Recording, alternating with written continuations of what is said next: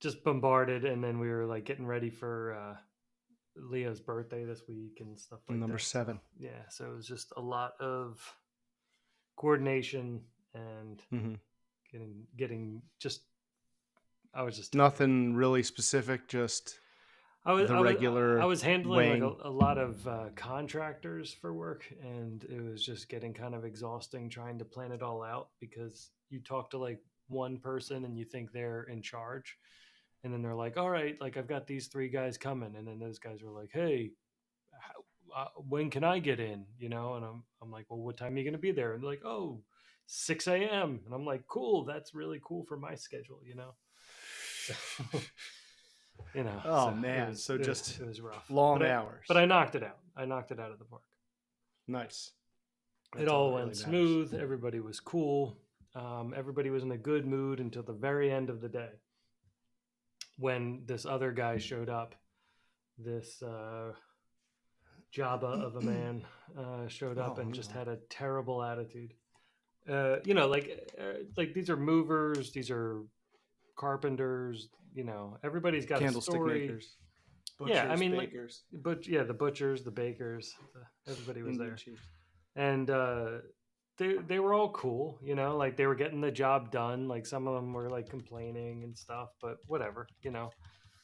Right. They're probably doing something that they didn't want to do, and then and I just kind of coordinated with them. Made sure everybody left with all their equipment because it was kind of like chaotic, and then they all left, and then we had to wait for a while, and then because we had to move after everything else shut down in the building, so we weren't like running over a CEO's foot or something like that. Oh right. And so then we moved out, and everything was good. Like we're packing the trucks, and everything was good. And then this this one guy, like, he just came in, and we were like, all right, like, Sourpuss. we'll load this up, and he was like like throwing stuff around. I'm like, all right, well, there's no need for that. Like, these aren't very heavy things. You don't have to really like throw them around, and they technically belong to me, so please don't throw them. Otherwise, there's really no purpose in what you're doing. Might as well just throw everything out. I'm gonna And then really not be great at asking you to pay for it I knew the if you tone. break it. I've been that guy. Like, I know that guy. He's probably not that way all the time, but he, I guess, working for a moving company. I don't know if there's other places where this might happen, but I would say working for a moving company, there's probably always somebody who is going to give you advice on how to do something. Now, I'm sure with, 40 plus years of experience in moving and being in tight situations and figuring things out, there is probably a wealth of knowledge to be heard. As you're putting things in, as you're picking things up, as you're stacking them together. Efficiency Right. is the name of the game, right? So Yeah. It's it's like Tetris. right. So You it's get like, better the more you play. right, put that back to back, put that face to face. Here's how you pack glasses. Here's how you do all this stuff, right? Turn it to the side. You won't get out the door. Like all those little things Right. happen Right. throughout the day. And I think this was just a guy who, like, he kept hearing it, and every time it was like nails on a chalkboard to him.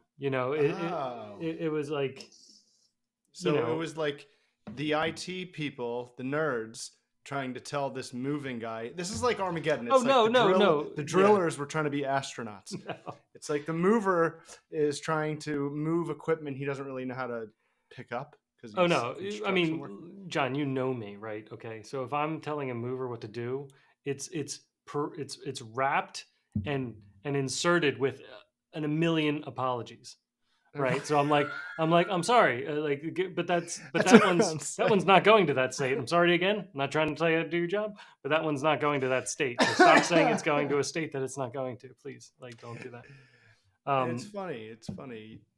You have a hard time telling people that they're wrong, which must have been such a frustrating friendship it was with me. stop it. So yeah, but this was just amongst the movers. This was just like them being like, no, like, do it this way, like, no, do it that way, to each other. And half the Oh, time it was like, oh, oh, okay, yeah, that's a good idea, and just doing it. But this Right. guy just didn't have, like, he was just paper thin on exploding, and I could just tell. And then I wasn't sure if they were just egging him on to have him explode, just draw the technical on him.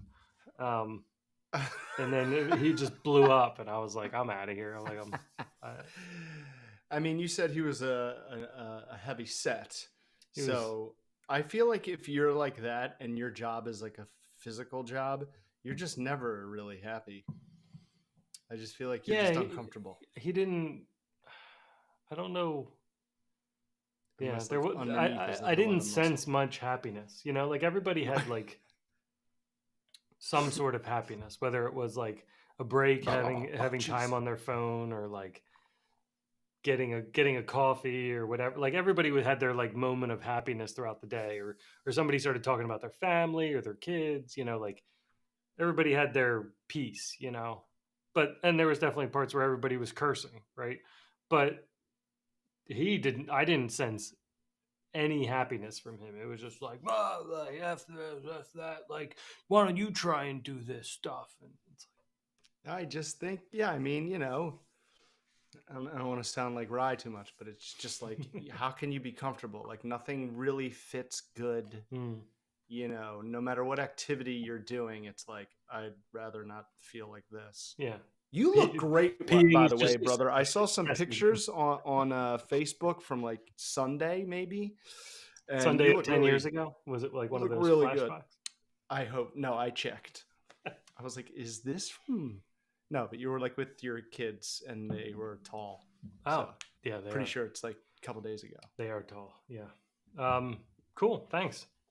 I Is don't. it diet?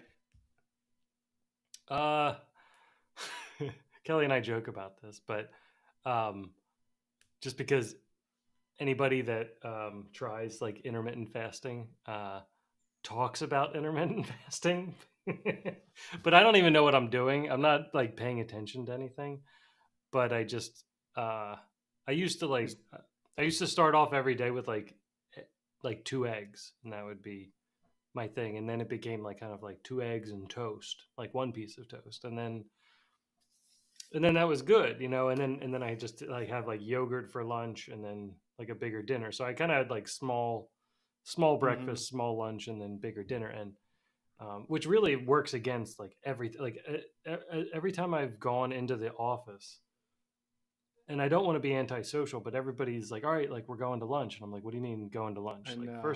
first off, I'm not dropping like $25 right now to go eat something I don't want to eat, and that's going to make me sleep for the rest of the day. Like I'd rather just plow through the day I'll and be in get a home. coma. Like what, I'll save my lunch hour for that 4 to 5 time where my brain shuts off. Like Yeah. I don't like, I like everybody and I'd love to hang out, but I don't want to go to lunch. It's just like a It's whole. it's like a domino effect. It's like if I go to lunch with you, not only am I spending money that I should be spending on my kids, I'm going to eat food that's going to make me feel uncomfortable. Mhm. Therefore, I'm just not going to be a good dad when I get home. And if I keep doing this every day, slippery slope. Yeah. And it's like, I mean, I remember that. Like, come on, John, you want to go to lunch? I'm like, you're all fat. How do you not see how fat you are and not make the connection? Like where I used to work, like these old, like the guys that were like in their mid 40s, it was like every day. And I'm like, guys, it's like you have a pillow under your shirt. That's not normal. I'm not going to lunch with you. It Or I just would go and I just wouldn't even eat anything. Yeah, and then you feel like a jerk because you're like, I'll just have this Right. little bit. I remember when I'm the one who I worked for the understands. township, and I would be like starving because it would just be like mowing grass all day in the Oh, middle of yeah. July, and you had to wear jeans, so you're like wearing jeans mowing grass like Oh, in July, just so swampy. just getting. But I mean, like instant weight loss, True. Right. like Yeah. It's just just dripping there's off. there's no chance for any weight to stay on you, and you just drink water like all day.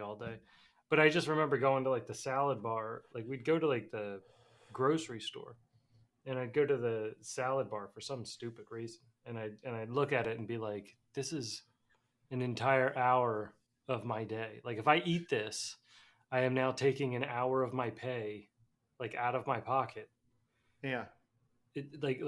I'd rather have not eaten this Right. and just gotten that. Like it just doesn't make any like it And breaks my head. it's like if I was like in my mid-20s and I like really was like, gosh, Americans just have so much fat sitting in their body that like could last for like a month. You know, like we overeat. Yeah. We just completely overeat. Uh, it would have been a lot easier. Well, I think it's like overeating, but I also think it's just like the food that Yeah. Well, we're yeah, given that's not helping. because even if we're cooking at home, right? Which I really like to do. Like I really try to stay away from like processed things, or at least I've gotten on a kick of at least looking at the ingredients of something, which is like horrible to do if you find out like it's something you like. But just like the Pop Tarts Yeah, from I from know. last episode, like we looked at the ingredients and it was like 87 Sure. ingredients. It should just be Yeah. like flour, strawberries, Right. sugar, Sugar. and some water, right? Egg. Like maybe a little vinegar or something, like some Right. preservative, right? Vanilla extract. Right. But it should be like set, like you should be able to count them on your hands, right? And it Should be just able to kind of make one yeah, easily. you should be able to make one. It shouldn't be, I would think if I'm making a Pop Tart, I have to make like 20 of them to make it make sense, right? To Yeah. make Right. one pot, like I would like to see somebody make like one dessert and just see how much effort goes into like that one thing, just like one croissant, not like 10 croissants, which would make way more sense, but one, just making that and then just being so upset that all you have is one at the end. That reminds me of my idea for the one table restaurant. It's to a restaurant with just one table. It's like that, and it's just one meat. Like they have one serving a night, like a It's couple, that or exclusive. it's the most. Yeah, it's the most. It's the But like most you're sought gonna after get like table. you're gonna get an amazing meal. Like that chef is not gonna rush. Like he's Yeah, gonna true. make sure that thing is cooked with love Yeah. and not. We we, You we, know. we went out to a restaurant that it was kind of like that. Like it wasn't like bougie or anything like that. It was just it was kind of like in a remodeled row house in Philly. And they had two Ooh. seatings. So similar to your like one table idea, they have two seatings a night. So they have like a 7 and a 9, right? And then they only had Oh, it's about big tops. they only had like no, it was all like two-person tables and maybe like 8 of them or 9 of them or something total. Oh! I thought you said a 7 top and a 9 top. Two Oh no, I mean like tables. a 7 p.m. seating and a 9 p.m. seating. So Oh, so those were the only okay. seatings that Oh, I like you could that. come to. Yeah. Oh, maybe you would do you could do like like a 6 and then like an 11:30 if you're like South American. Yeah. You get the ball rolling Yeah, way late. right, because you're never gonna kick anybody out, right? Like it'll just Right? Yeah, you we want can to just give keep somebody going. like at least 5 hours. Yeah, because you got to sit there and sip a cappuccino and like talk about your day. Right. And How have, like, come? the most How come? meaningful conversation How come ever. that guy? How come like the guy you'd see in like Italy or Greece, who's like perfectly round, but just drinking a cappuccino, like you don't really like see him as being unhealthy. You see him as being like, man, that guy is really Well, yeah, relaxed. they're the guy that just dropped dead out of nowhere, and they were like, "What?" It's like, well, he was overweight, like John Candy. Everyone was like, "Oh my god!" It's like he's huge.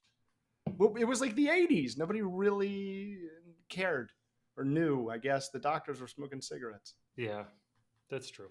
Daddy O, I miss him. It was just his birthday, wasn't it? It was like recently. dude, his scene in Home Alone 1 where he's like offering her a ride and also trying to like see how like famous he is, like, yeah, like we're a poll, and she has like absolutely no idea, and he keeps going. He's like 1983, like best ever, like greatest hits, like we were on the top number 6 on the whatever charts, like, Yeah, and it's like we it's sold so at least obscure. like 1,100 copies. Oh my gosh, dude, I saw it like over this Christmas and had like a newfound appreciation for it. It was like when you watch Ace Ventura 20 years later and you're like, Oh yeah, this is even funnier now. I we get were all the sex jokes. we watched Only the Lonely.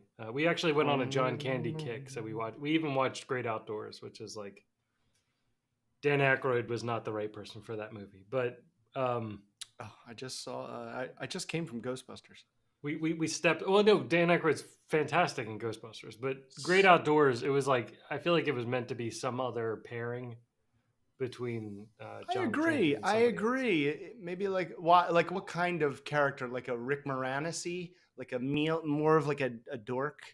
I feel like you needed more like what's his name? Like the guy that played like the dad in Beethoven or something, or like like what Oh, about like an Bob? uptight ass, Yeah, because he was supposed to be like rich and uptight, like snobby, but it snobby, just felt like Aykroyd was yuppie. just kind of doing a character rather Yeah, than he's too likable. yeah, He's like right. he was trying to be unlikable, and that was kind of yeah, maybe that's it. Yeah, Yeah. but we were watching Only the Lonely, where it's like a romantic comedy, and he's got like an overbearing like Irish mother, and they got the lady who plays his mother um was like a well-known actress, like she was in like some like amazing movies in like the 50s or something like that, and then retired out of nowhere, like just stopped and Oh, wouldn't come back.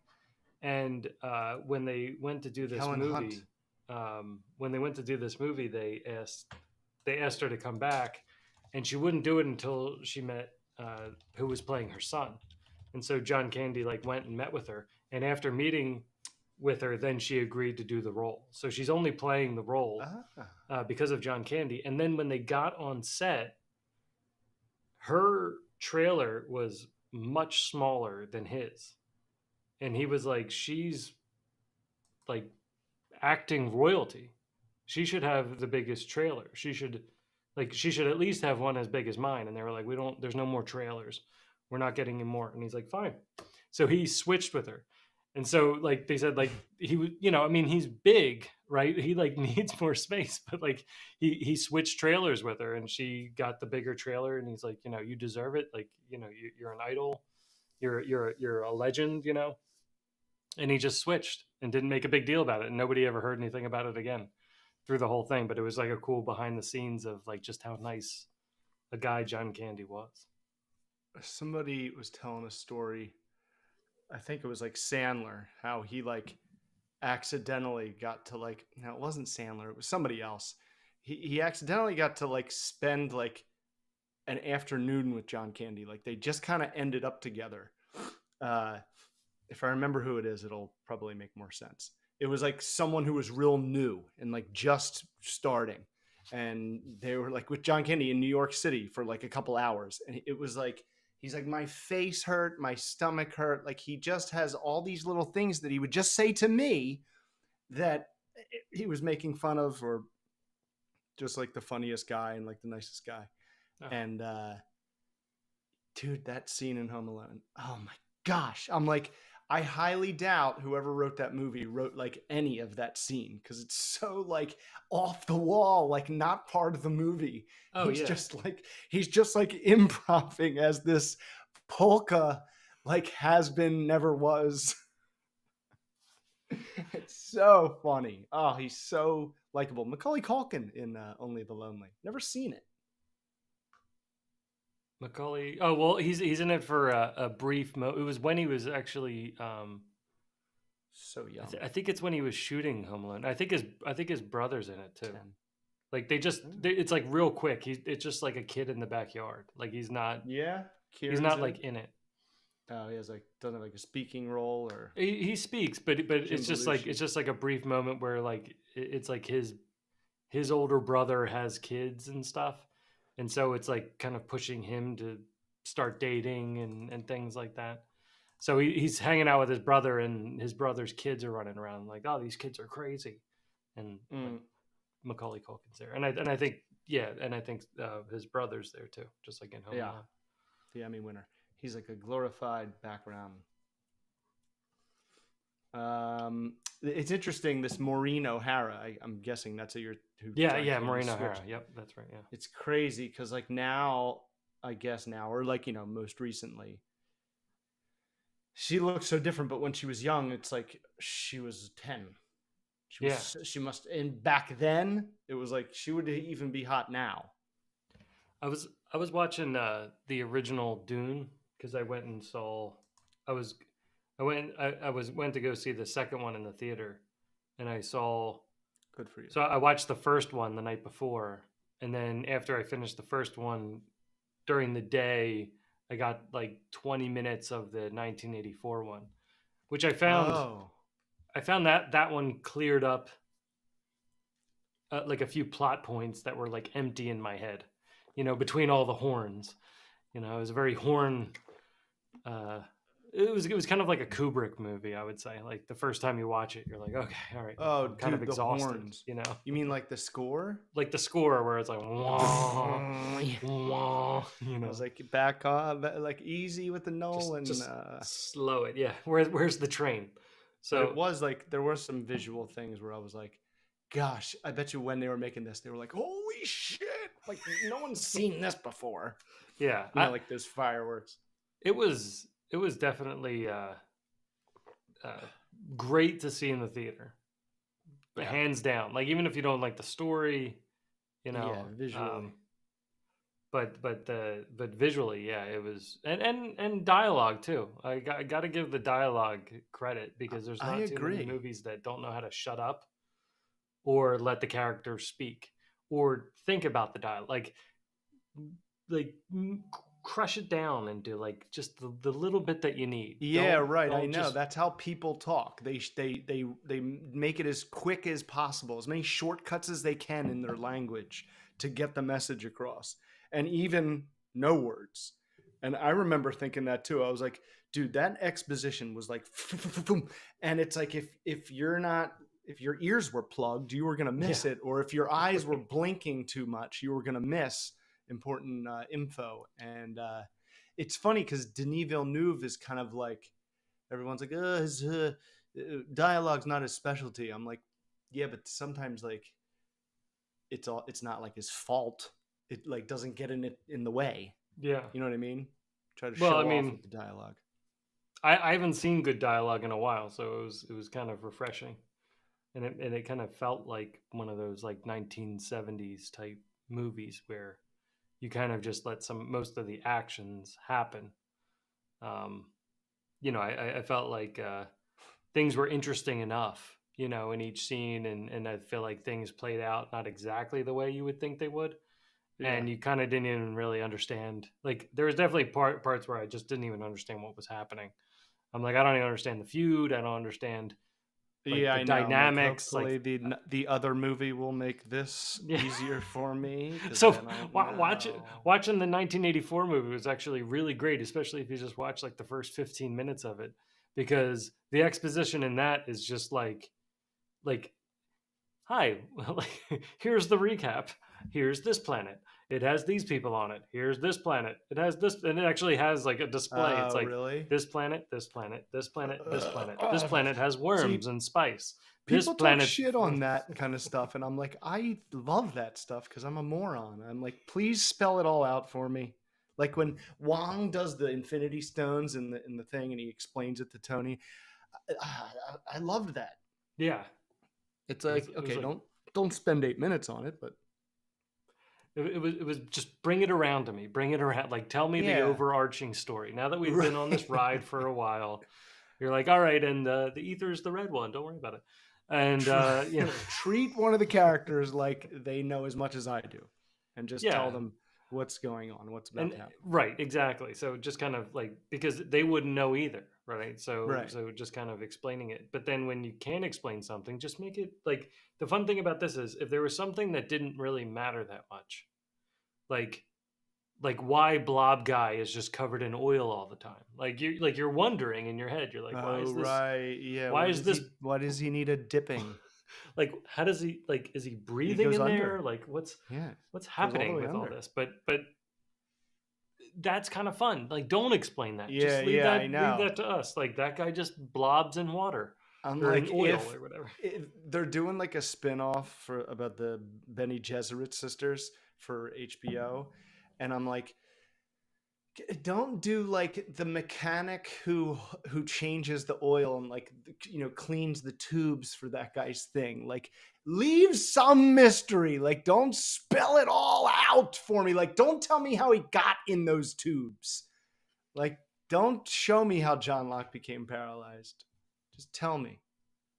Yeah, just keep it dangling because it's Yeah, much keep it better. like dangling. Oh, it was the worst thing. I was hard. I felt my back, I felt my spine shatter, whatever he says. But when you show it, it's like, there it is. But he lives. Yeah, but yeah, I know it. nowadays that's it. It's just like, oh, hey, you want to know what happened to Boba Fett? Here's what Boba Fett, and oh, like you want to know what happened to Anakin? Here's the Anakin. Like, oh, you want to know what happened to Ahsoka? Oh, here you go. Oh, Darth Maul. I've got that right here. Here you go. Here's some Darth Maul for like everything's Like just so much leave it. weight. Like when like Boba Fett gets the thing up his nose and like and then he changes. It's like, why wouldn't they have like captured him and like learned to understand each other through like almost torture or whatever. Yeah. And that's his like spiritual awakening, instead of like a lizard goes into his nose and he wanders into the desert, and Tatooine was maybe covered in makes water. a stick, and that is all he ever needed. It's like Ghostbusters was very like Ghostbusters was fun. Is this the new one, the freeze one? Yeah, Frozen Empire. Hmm. It's dude, they don't overdo it because I love it, but like they really are leaning on that one musical, that one note where everything's like light. Yeah. In the first Ghostbusters movie. Yeah, I know what you're talking I about. can't hear it right now for some annoying reason. Yeah. It's like, oh, hold on. But it's like boom, boom, boom, boom. Yeah. It's like very John Hughesy sounding, like oh. And I loved it, but I was like, okay, it's the fourth time in like 20 minutes. Calm down with that one. That one's like John Williams Superman. I had a very similar experience when I played there was a Back to the Future game that was supposed to happen after the third movie. And it's kind of like a weird clicking through game. And so like each chapter had like every time you did something, you screwed something else up. But every time it would start off a chapter, it would just show like the time in that font and go doodle doodle doodle doodle doodle doodle. Like it would show like the date and the time and the location and be like, and every time I was like, this is the best day of my life. Like just hearing it over and over again. But that's like what I was saying before to you, like with the motifs, like how they did that with like Rise of Skywalker, how they gave you the Han Leia love motif and they played it in the trailer and you're like, why? And they also do it as he's doing the light speed jumping. When he's getting away, yeah, there you go. That's when they go light speed jumping and they like escape. You feel very thrilled because they're actually playing the motif from the destruction of the Death Star, like from the first Star Wars, like dun dun dun dun dun dun dun dun dun dun. Like they play that. It's a placebo. We think it works, but we think it's working, but it's like, so it's like, well, it hits you Ghostbusters, dude. But Ghostbusters, man, I remembered it about the first one because I was going into this and I'm like, I liked the first one, but I don't really remember why. And I mean, I liked the ending. Like the ending was touching, and yeah. And then when I was watching this movie, I'm like, oh yeah, they do get that like quirky, weird, like 80s. You don't see it in movies anymore, where like there's dialogue that like doesn't matter, but like it feels good and it's like allowed to like sit. Yeah. And you kind of feel like you're there. Yeah. And it's almost like tell them about the Twinkie, still? Right? Yeah, yeah, right. Tell them about the Twinkie, like. And they take the parts from the original movie and they dig into it and they make all this cool shit from it that like was touched on for a second in the original movie. Like the most of it is about that machine. All they do is shove the ghost in, and that's been it. Yeah, I was like, ooh, okay. I saw in the trailer that they were like, well, I mean, it said it in big letters, like it was like every ghost will escape, and I was like, that happened in the first one and the second one. Like that wasn't. I know. I mean, I get it, sure. It's like like I can see them right now in New York City. Like in the first one, it kind of made sense because they were still figuring things out, right? Like they were Right. capturing them, but then they didn't really know what to do with them. So Right. they had them in this like containment chamber, Yeah. and then it like eventually gets like full, I guess, right? So like Oh yeah, she breaks them out. Yeah, that's what it is. well, the It's like Mayor Dickless breaks them out, or the he DA or comes whatever. back. Yeah. He's in that. That same actor's in the Really? in the Yeah. new one. Yeah. And That seems yeah, weird. That seems weird to bring back supporting characters like that, because that guy should just get very, fired very and Marvel. like go off on his own life. You know, like we're following the characters. That's the one thing I get mixed up with reboots, where they're like, all right, like, you know, who's still around that we can have in this.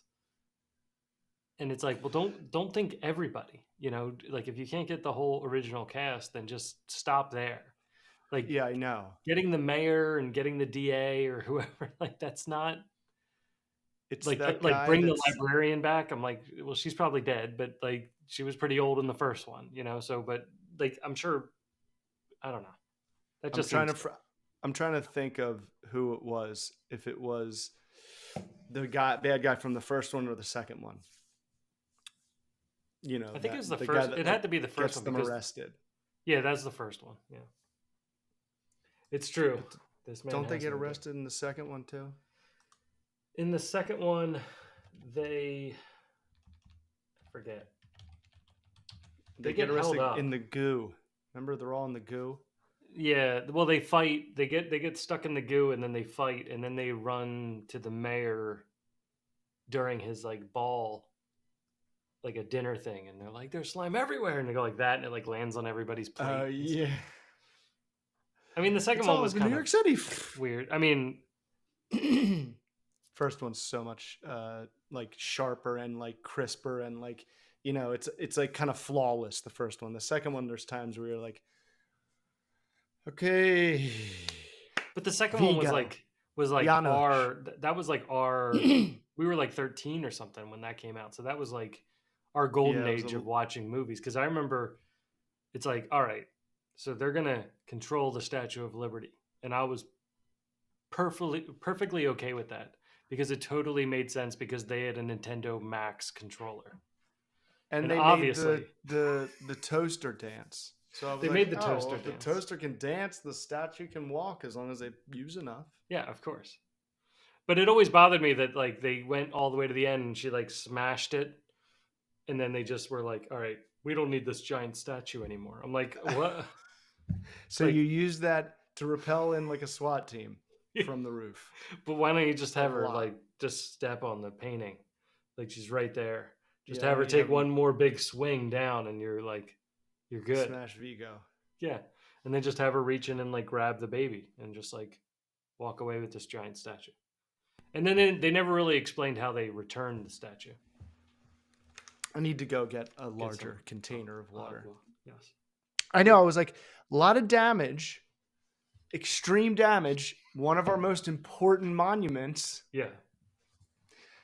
And they they do reference that in this one. That's what I loved about this one too. It's in New York City because the other one's in like, Jenny DeWitt's neighborhood. It was like in like Kansas or something. Lose my connection. Shit. Oh yeah, put your iPods down or AirPods down. Yes. Place. Stay connected.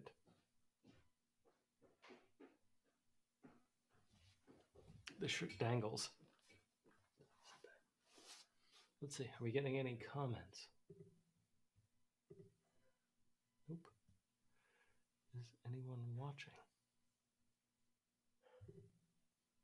No, nobody is.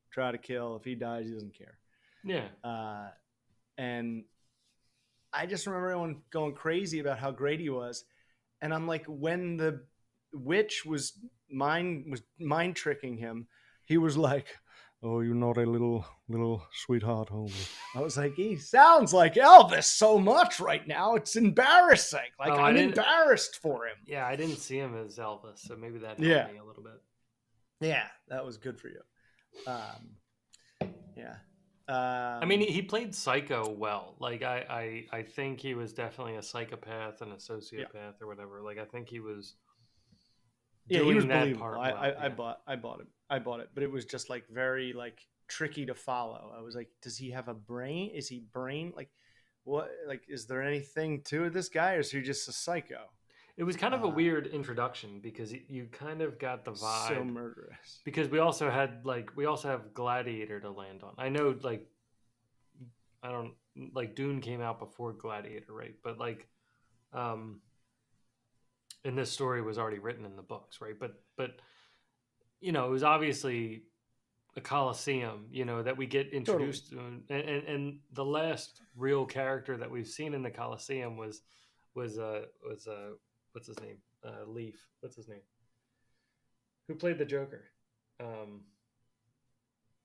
Heath Ledger? No, the latest Joker. Oh, Joaquin Phoenix. Joaquin Phoenix. All previously Leaf Phoenix, and he. Wow, what a change! He used to be shithouse. He used to be shithouse. Good change.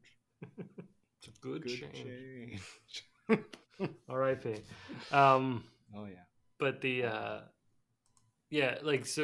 he played whatever prince, I can't remember his name in that. A trait. I can't remember his name. Anyway. Who? Like he played like the spoiled prince in Gladiator, right? Oh yeah, like, Caesar. Well, they're all Caesar, but right. I forget what his name was. Oh, right, like his real position. But it was very similar to that. I just heard it the other day. Fighting, injured or poisoned gladiators to like make himself look better, right? With people around him, not like, T-shaped shark people, but guards around him, like, keep your blades, there's fights between me and him, and they were weird. I was like, was this like exactly how they're described in the book, or the laziest costumes ever made? It was distracting. Like the problem with that was like they just had like T's on their head. There was like no face. That scene was so cool too. Like if you just would have taken those T people out of there, like the fact that there was like a black sun or something like that in the scene, and like as they're walking up, they're like the colors of their clothes are like inverted. The teeth like were black. That was the Bene Gesserit sisters were white. Yeah. That was really cool. Fireworks. That was like a really that took me out of it. And then the fact that they still had like a little bit of blue in the binoculars, like with whatever language was on the bottom, like still to let you know, like we haven't left the world of color.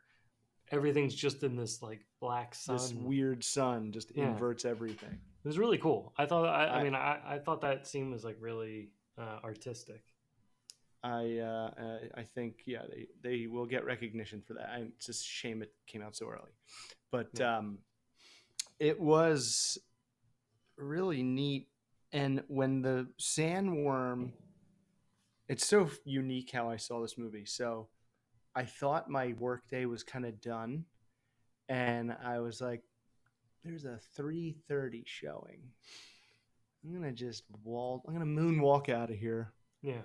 And see this thing in the middle of the day, so I don't have to like not spend Friday night with my kids. So I'm there. I'm like an hour and 20 minutes in, and I can't remember what scene I like saw last, like what was like happening. But when those sandworms are like, when that granddaddy one is coming at at Paul Muad'Dib. All the name changes. I was like, come on. I had a hard time with Jon Snow, Robb Stark. Yeah. I was like, this sounds so good, Like it sounds like a freaking train cutting through this dried sand. Like I just was blown away. And it was like in the middle of the day, so not a lot of people were there.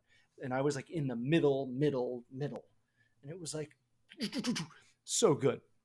But then I got a text from this like nurse, and I had to leave. I had to leave the movie. It was like an emergency. I had to leave. Yeah. Had to run back to the office, and I like explained all to Heather. She's like, "Go ahead, go see it again." So I went and saw it again, which is really cool because I was like, "All right, I know all of this," and now it's like, it's I'm picking up things that I missed the first time 3 hours ago, and I'm rewatching it, and I'm like, God, it's so good. And then all of a sudden I'm like, oh, I don't remember this. Here's all the new stuff. This is it. Here we go. And it was like, the second and third act is crazy. Like at the end when he's screaming and he's like telling the guy all about his family history. Yeah. I was like, gosh, that's Willy Wonka. And he's now like and his mom is like this secret like villain of the whole thing. Pretty awesome. Pretty fun. Well, she was awesome in Doctor Sleep. I still think that was, love her. I don't know why that movie didn't get more recognition because I really liked that movie. I saw it in the theaters. I thought it was great. I was like, The Shining sucks. All I'll say it. I'm one of those guys that like the guys that hate the Godfather. I was like, all right, I get it. But like the first time I watched it, I was like, when is it scary? And then I'm like, oh, Kubrick he's not making a horror movie. Well, it's about, I think Kubrick made it more like there was less supernatural in it. Yeah, right. It was mental. It was just like you're trapped and he's slowly losing himself. Like the scene on the stairs in The Shining where she's just like weakly swinging the axe at him and he's just like, come here, light of my life, like just because you're like, no one's there. Like she's done. Like if he gets like a good, and then she like randomly just like hits him just enough, where he falls back down the stairs. But it's like that's just buying your time. Like you don't really have a place to hide in this place, and you're just so isolated.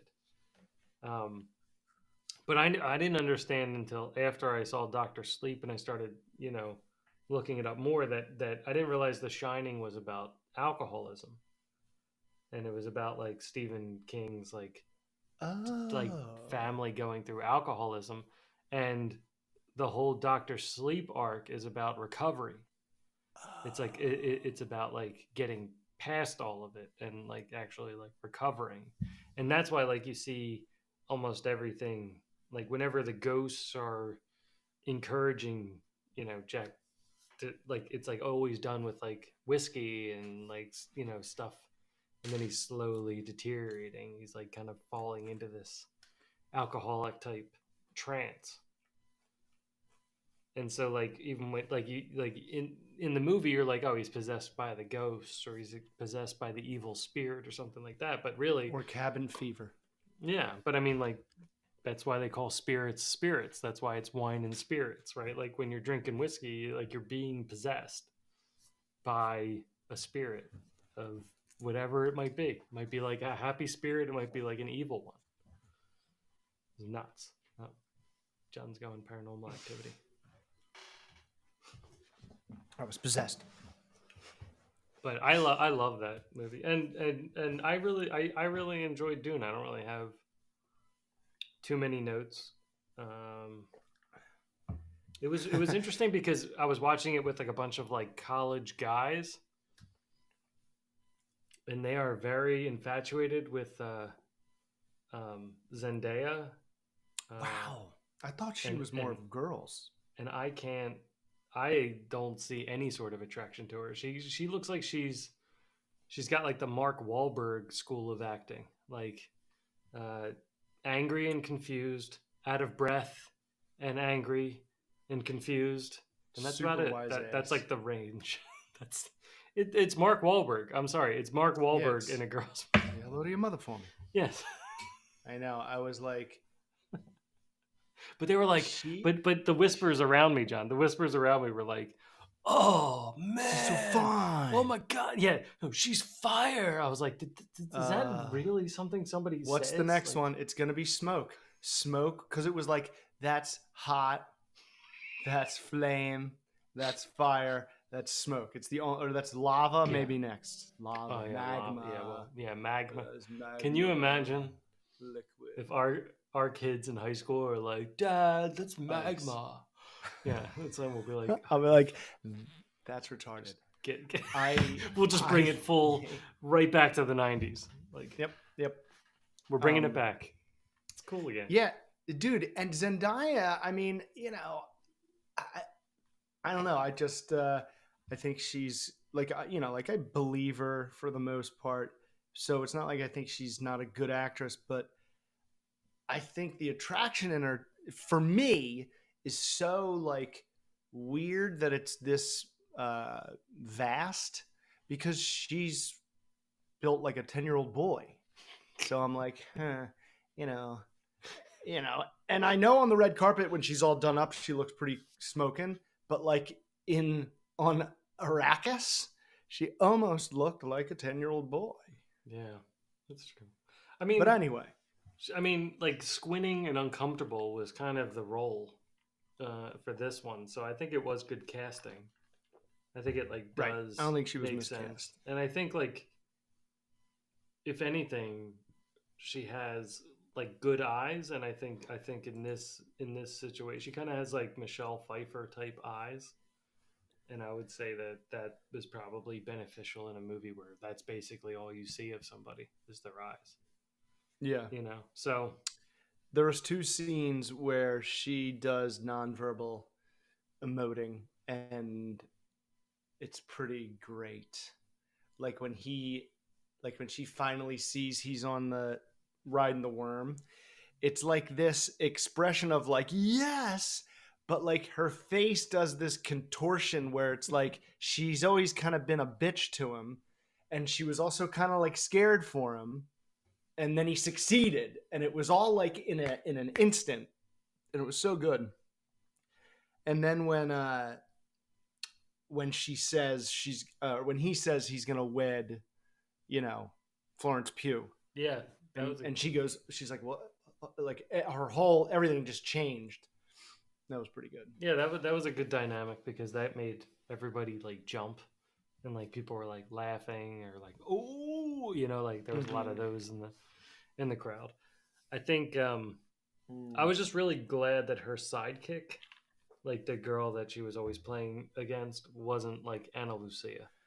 Like I was just so it was like the tough, you know, anti friend who's like like a marine girl or something like that they've like played so many times, and then I was just really glad that it wasn't like Anna Lucia or Valkyrie who was playing that person because Right. it was just nice to see like a new person in that role, because Yeah. those two just get that role like wherever they go. It's like we're looking for like a really tough, angry woman who's going to comment about negative things this whole time. It's like, oh well, that's great. That's what I played in all my movies.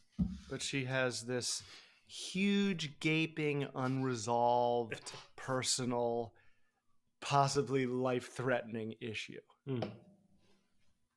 that will Yeah, kill her, that will kill her. most likely.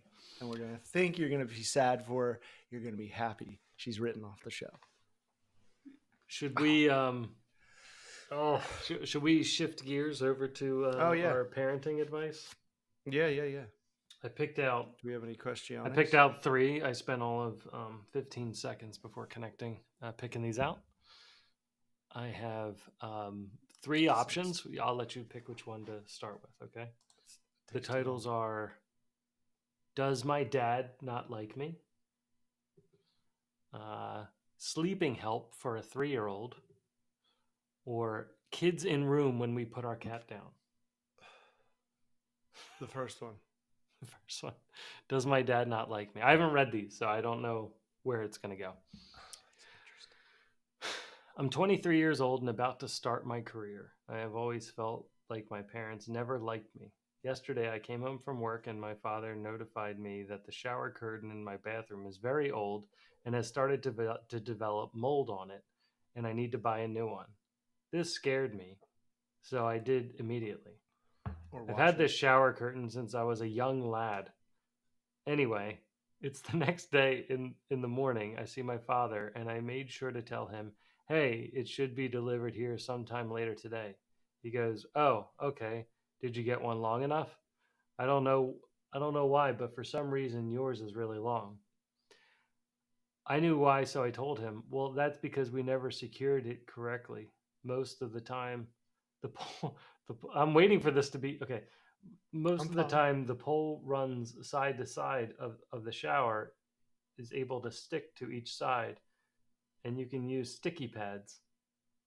He interrupted, saying, "No one uses sticky pads. That's what they did in the 70s." I continued, "But with mine, we never did that. We just left it at the top and sometimes it rolls off." My father replied, Oh, what an idiot. "Yeah, I don't need an effing explanation. I just asked if you bought a long enough one."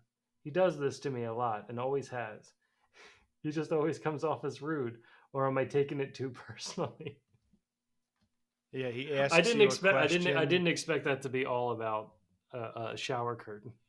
Well, yeah, but it's, I mean, it's It's the example. it's the tip of the berg because yeah, it's like I remember my dad always asking me questions that no matter if I was going to be honest with my answer, I was going to look like an idiot. And it was almost like he knew the answer, and yeah, I hate that shit. It's like, did I get a long enough one? How about you say, hey, make sure you order one that's extra long because remember, I don't know how to hang up a shower rod. That's what you should say to him. Um, but do my parents not like me? I mean, I, yeah. go ahead. No, go. Um, I always thought, I mean, I can't tell from that example. You may have just caught your dad in like a weird stage of his life and you might be, it could just be like timing because I remember for like the longest time rye was always my dad's favorite, and then like at some point it just like flip-flopped, and it was like, oh, I was probably just, he can't really talk to me yet, you know um like a man, just like a kid, and out of the two I was probably the more irritating when we were kids. Yeah. But now it's like as I'm older, I'm more like my mom and more like, I don't know, empathetic with him. So, you know, Well, so it's like I like always said too, you like go through phases, I think, with your parents. oh, absolutely. I completely agree. And I think it wasn't really fair because Except for me and sometimes my kids. I think you and like in your situation, I feel like the I don't think you were made for the I don't think I was either, but I adapted to it. I don't think you did as well for like the actual way the school system is set up, as far as like bells and Oh no, lessons and all of no. these things. Like you had lots of interesting things.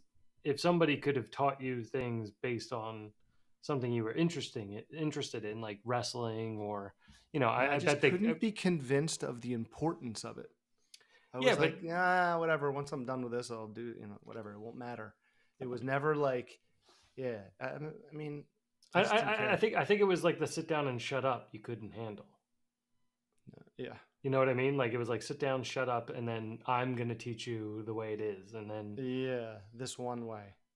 and then yeah, this one. I think that was the problem. It was like this one way, right? Like I think that's a good way to put it. Um, and then you would just, I think it would just be you'd be frustrated with that, and then if you come home I and had, it's like, hey, did you had all order your these shower curtain? interests. It's like go to hell. Like you're already burned out, and it's like you know, I I don't know. Like reading this Yeah. thing, But I agree. It's like, Dad, you're not helping me. You're quizzing me. it's like, tell me all the stuff that I need to know before I order the new one. Like, you told me I need to order a new one because it's covered in mold. How about you tell me 5 years ago that I can just put it in the washing machine and clean it before it gets mold? Stupid idiot. You've never have a shower curtain in your life, Dad? I forgot. Probably not. I'm sorry you never made a mistake. So perfect. That was another thing about Dumb and Dumber. Lloyd's character cries so much. Like, he easily cries. I have to so many parts. I have to look for that. I didn't really think about that. There's so many parts where he's like about to cry. But I mean, this seems like a classic 20-year-old me, Mr. Perfect. like interpretation of an event. Like, to me, looking at it now, in my 40s, I think the dad is just saying, like, your shower curtain is moldy. Get a new shower curtain. Well, how old is he? How old is this person? 23. Never mind. Thought it was like a teenager. I was thinking like dumb teenager. Maybe this is the first time. Part of like, this, hey, you need something to be cleaned. Well, part of this too is like, why is the dad, like, where is this shower at? Is the shower at like an apartment or like a dorm? Or is the maybe just his bathroom at their house? Yeah, but then why would the dad? And you're starting your career. Yeah, but you don't have money. Like, you're starting your career, right? Like, you're starting out, like. But still, you went to college and like you learned how to live by yourself, without showering, But from flip-flops. From 0 to 23, you never bought a shower curtain, probably. Right. You could easily make it 23 years without buying a shower curtain. With parents buying all shower supplies. And even if I went out to buy a shower curtain today, I wouldn't know what inch length to buy if I didn't pre-check it before I left the house. I'd be at the store going, fuck. Well, I'm 6 feet, so seven's got to be fine. The bar is around. I'm always putting the hooks back on around. Like, if we didn't do this show, that's what I'd be doing in Target right now. I have a tape measure that's useless. Yeah. Collects dust, and it will never decompose. I mean, have you ever like stood in a shower without it being on? It feels really weird. Like, if you're in there to clean it, and like you get in and you're worried the bathroom's gonna flood. Yeah. Like, it's all just gonna be like, surprise. Overflow. It sprinkled too much. Like out of nowhere, like Charlie in the thing. It's like, yeah, but I don't know. Does my dad not like me? I'm not getting that from this story at all. Yeah, no, me neither. And then maybe the dad's like response is like a little harsh, but it sounds like just kind of like how some dads might just begin sentences. Maybe it's a bit like harsh. Your dad. I feel like in this scenario, since you're 23, your dad like kind of let you make these mistakes. Like, you need to go measure. You need to take care of your shower fucking curtain. You can't just let mold grow on it. Like, he kind of maybe laid that out on purpose, which at 23 you have to learn the shitty way. I think that's a good point. I think it's like, maybe he was actually testing you, and then you being like, the problem is you kind of came back with, I know everything, yet you've probably never bought a shower curtain. So he's like, hey, make sure you get one long enough. And you're like, well, sometimes it has stickies on it. And he's like, what the hell are you talking about? No shower curtain has stickies on it. He's like, no, like some of them have stickies that's from on the it. 70s. Yeah. He's like, how do you even know if there were stickies on it? Like, and it's like, also, dude, like, give us an example other than your parents helping you. Yeah. Like, they're helping you in this scenario, whether you want to face it or not. They're still helping you.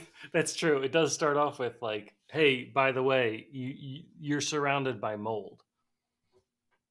Yeah, like, maybe go buy some new shower curtain before you die. Yeah, it's like, maybe sick. Not. They're not helping you the way you want, but like, it's still all your fault.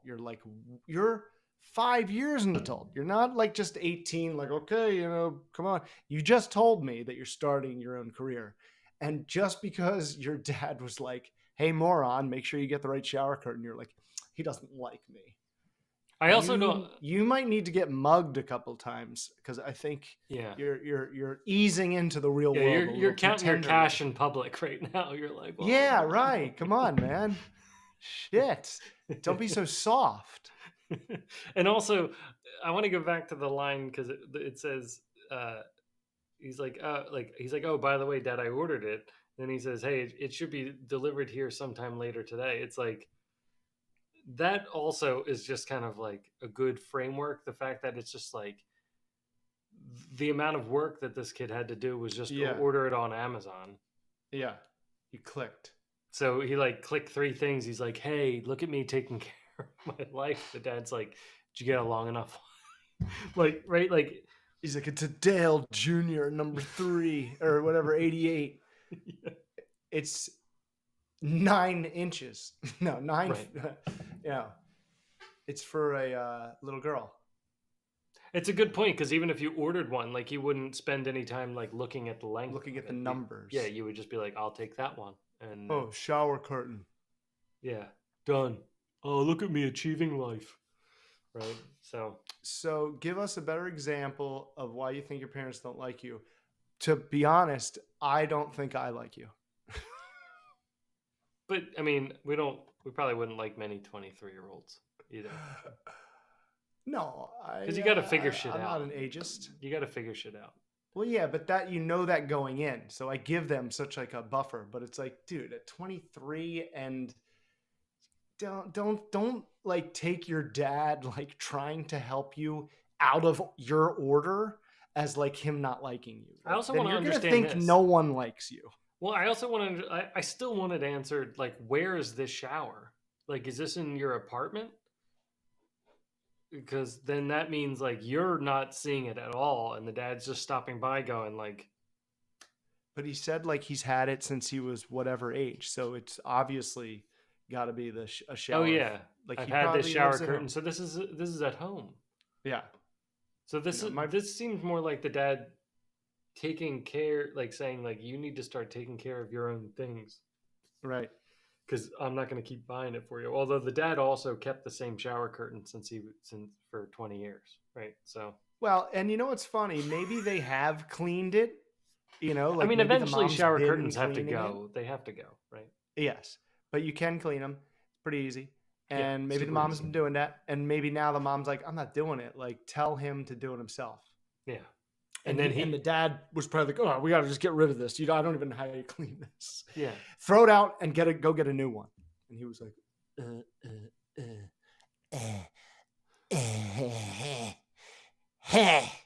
one click. It'll be here in 7 minutes. And then you hear the van drive up. But then he also wants like praise for that.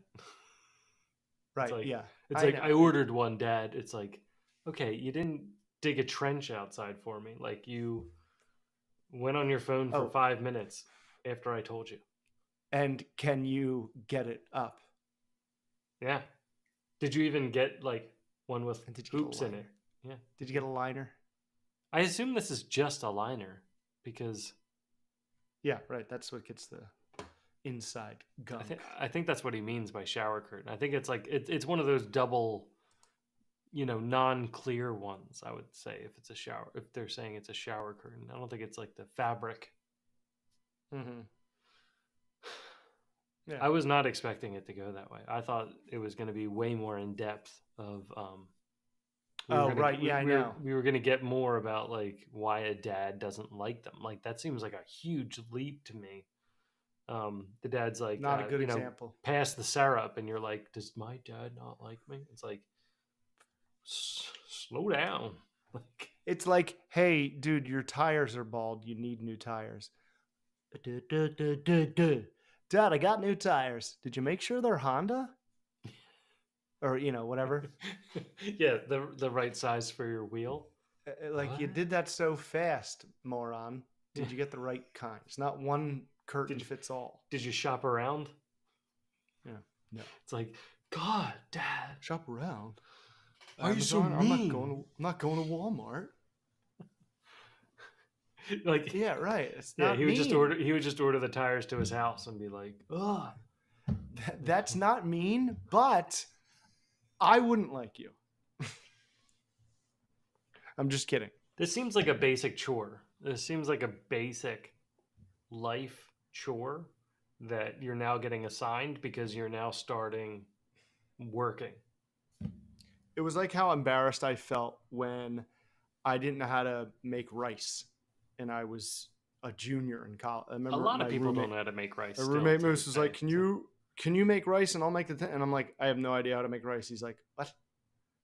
And I'm like, "What?" And he's like, "Look, here's how you make it." And it's like, okay, well, once you learn it once, it's like, okay, but still, there's things that you should probably have taken care of by now. And I get it for a 23-year-old kid who lives at home with mom and dad. Hygiene has just been so easy for you Yeah, so far, yeah. but you're gross. Like whenever you needed, there was scope. Like whenever you needed, there was like a new toothbrush. But like you Every never toiletry. replaced it yourself.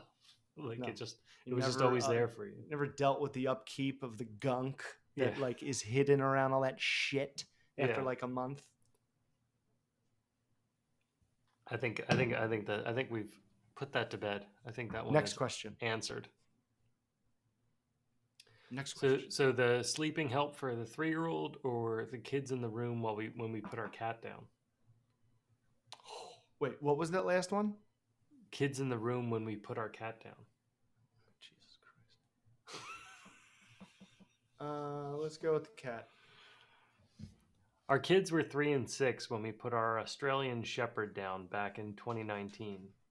He was How about very just dog? Was that? How about just dog? Yeah. No. Special. Right. He was a very active dog and highly intelligent. Everyone knew Tucker. His passing was very unexpected as he was active one day Compared to the millions and of dogs we know. not the next. That's kind of just how dogs work. I mean, I guess there's some dogs that go really long, but I always feel like they're really active and then they're They not. get shot. We still don't know what happened, but there was a lot of internal bleeding and we had to make a quick decision.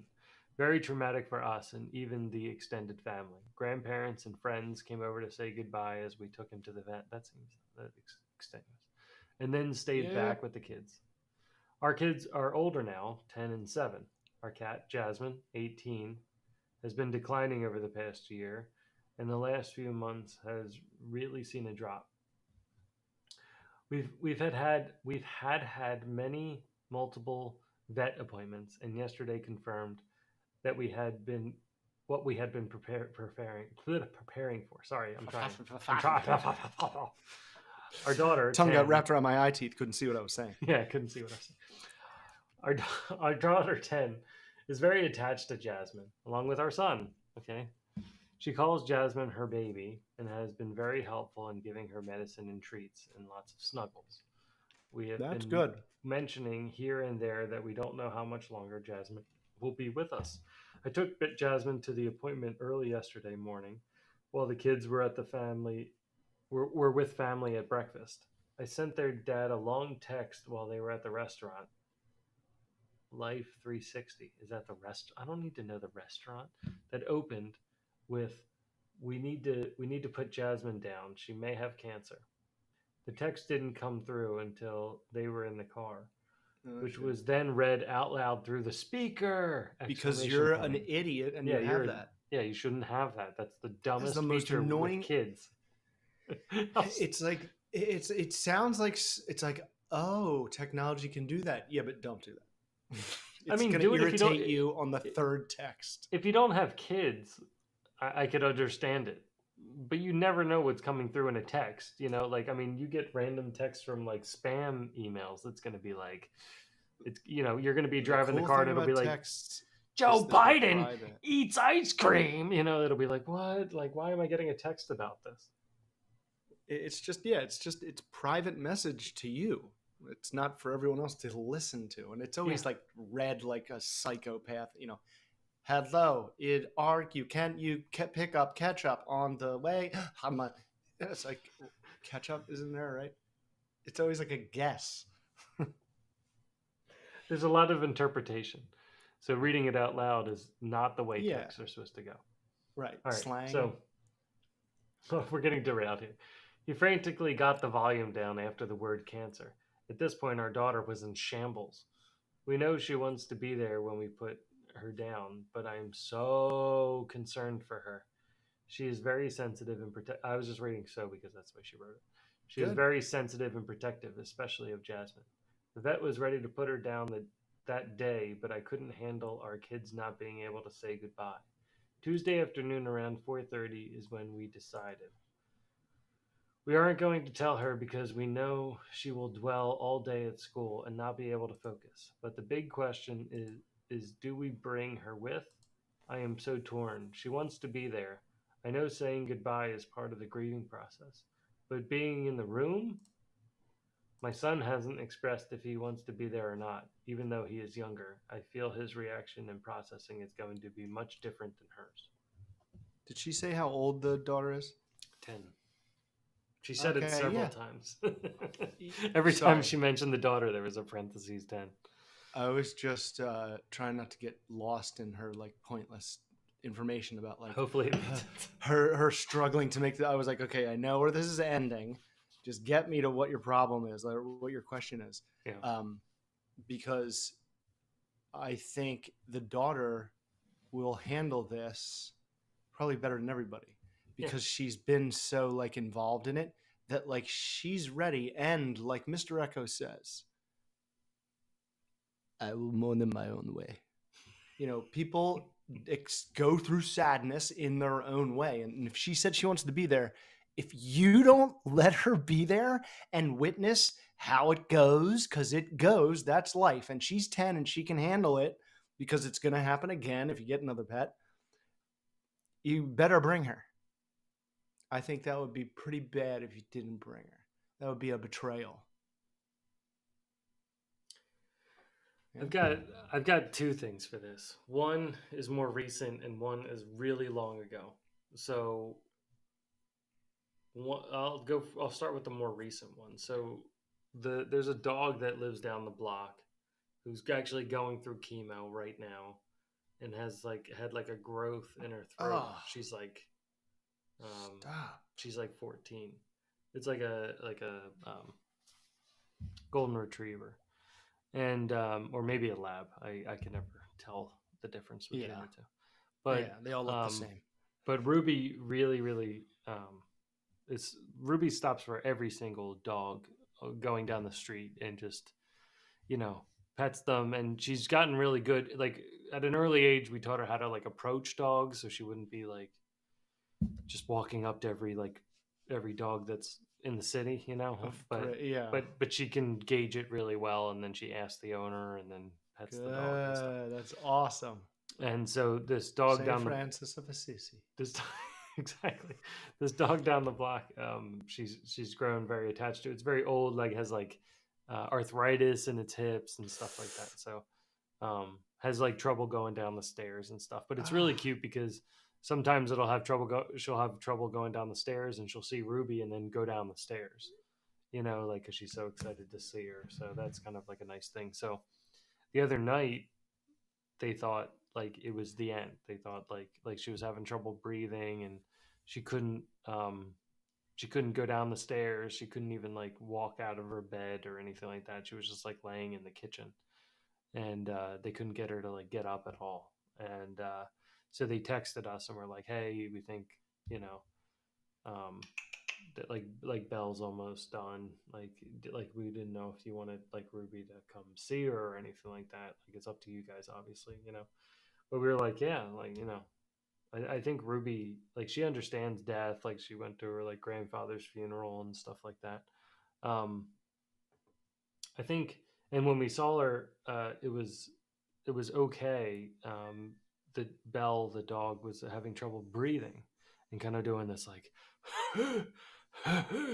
because like she had this growth in her throat, so like every once in a while she'd have to like catch her breath past this thing, and it kind of made like a gurgling sound, you know, and and Ruby really didn't like hearing that. Like when she heard that, she would be like no, Yeah, like yeah, this is yeah. like But she didn't like run away. She didn't run away. There was also another dog there, so that was kind of distracting at the moment. So like her mom, the lady's mom's dog was there too. So she was like playing with this like cheerful little dog, and then petting Belle, who was like kind of like a sick older dog.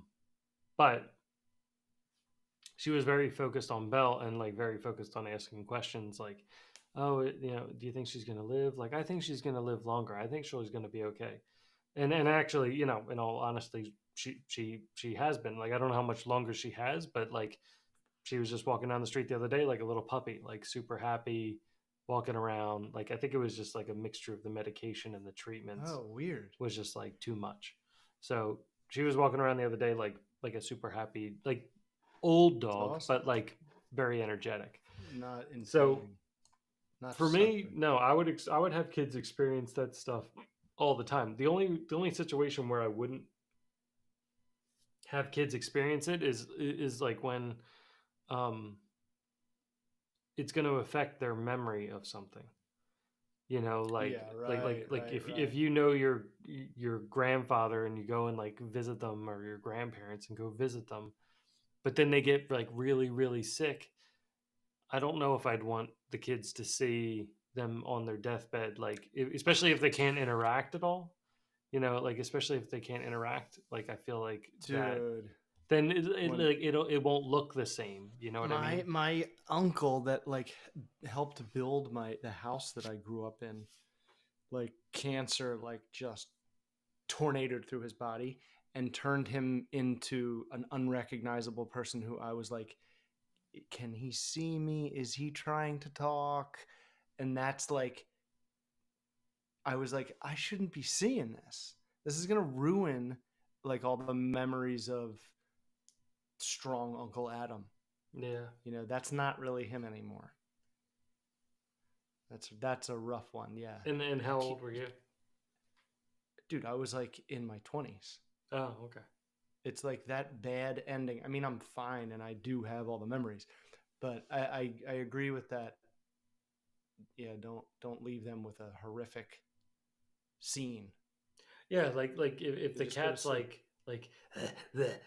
or like doing something that like is not, if it's just Natural. the cat and like you've now got this diagnosis, and like I can understand with pets that maybe you're not going to go like a chemo route or something like that. And it's like 18.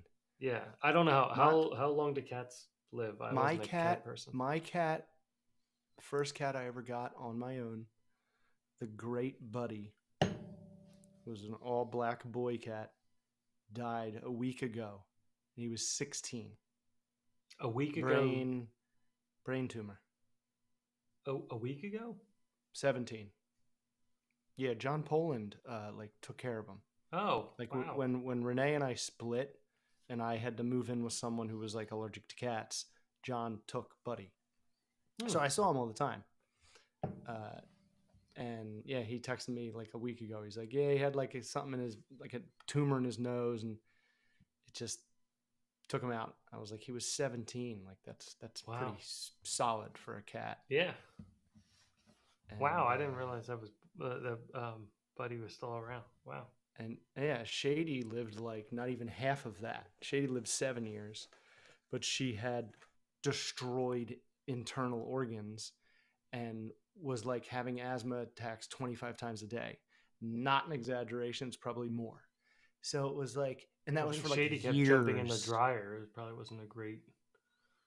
She was used to hide in the fridge and hide in the dryer. Right? I mean, like once or twice.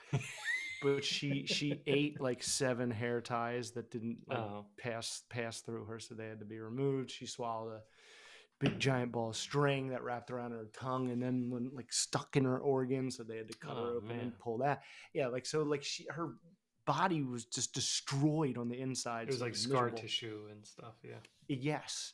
So we had this company come over. I can't remember what they were called, but they just put them to sleep and take them. You don't have to go to the vet. You don't have to do any of that. They just come over and, they give them a needle and they just fall asleep. So what do you think for the girls though? that's pretty peaceful. I mean, and like I said, like if it's a peaceful see you later, like if the cat seems to be all right that day, that might be the day to say see ya. Would you bring the girls though? Is what I'm saying. Like, would The you? 10-year-old, yeah, especially if the 10-year-old's been showing interest.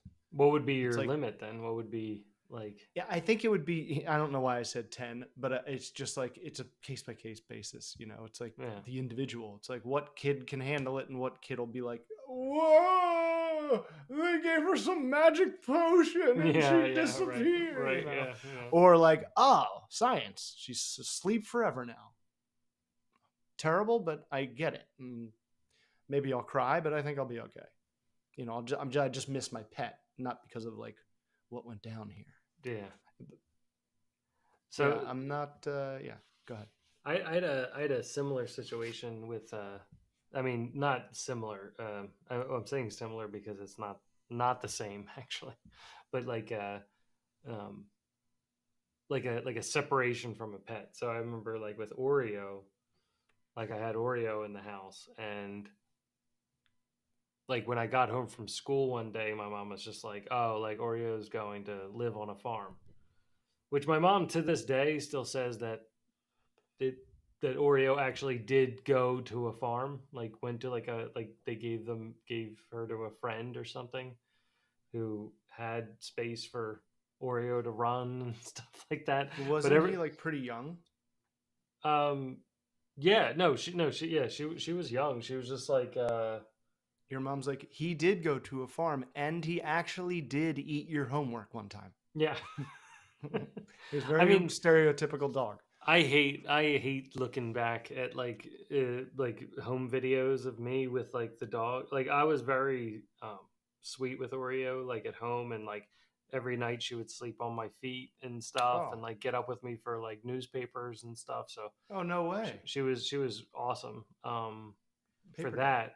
But I didn't train her, and Oh wow. nobody told me how to train her, and like I Right. didn't have any idea of how to train a dog or like what walks were for or like how often like I like as a Unnecessary, yeah. kid I never thought of like bathroom breaks and things like that for the dog, you know. No.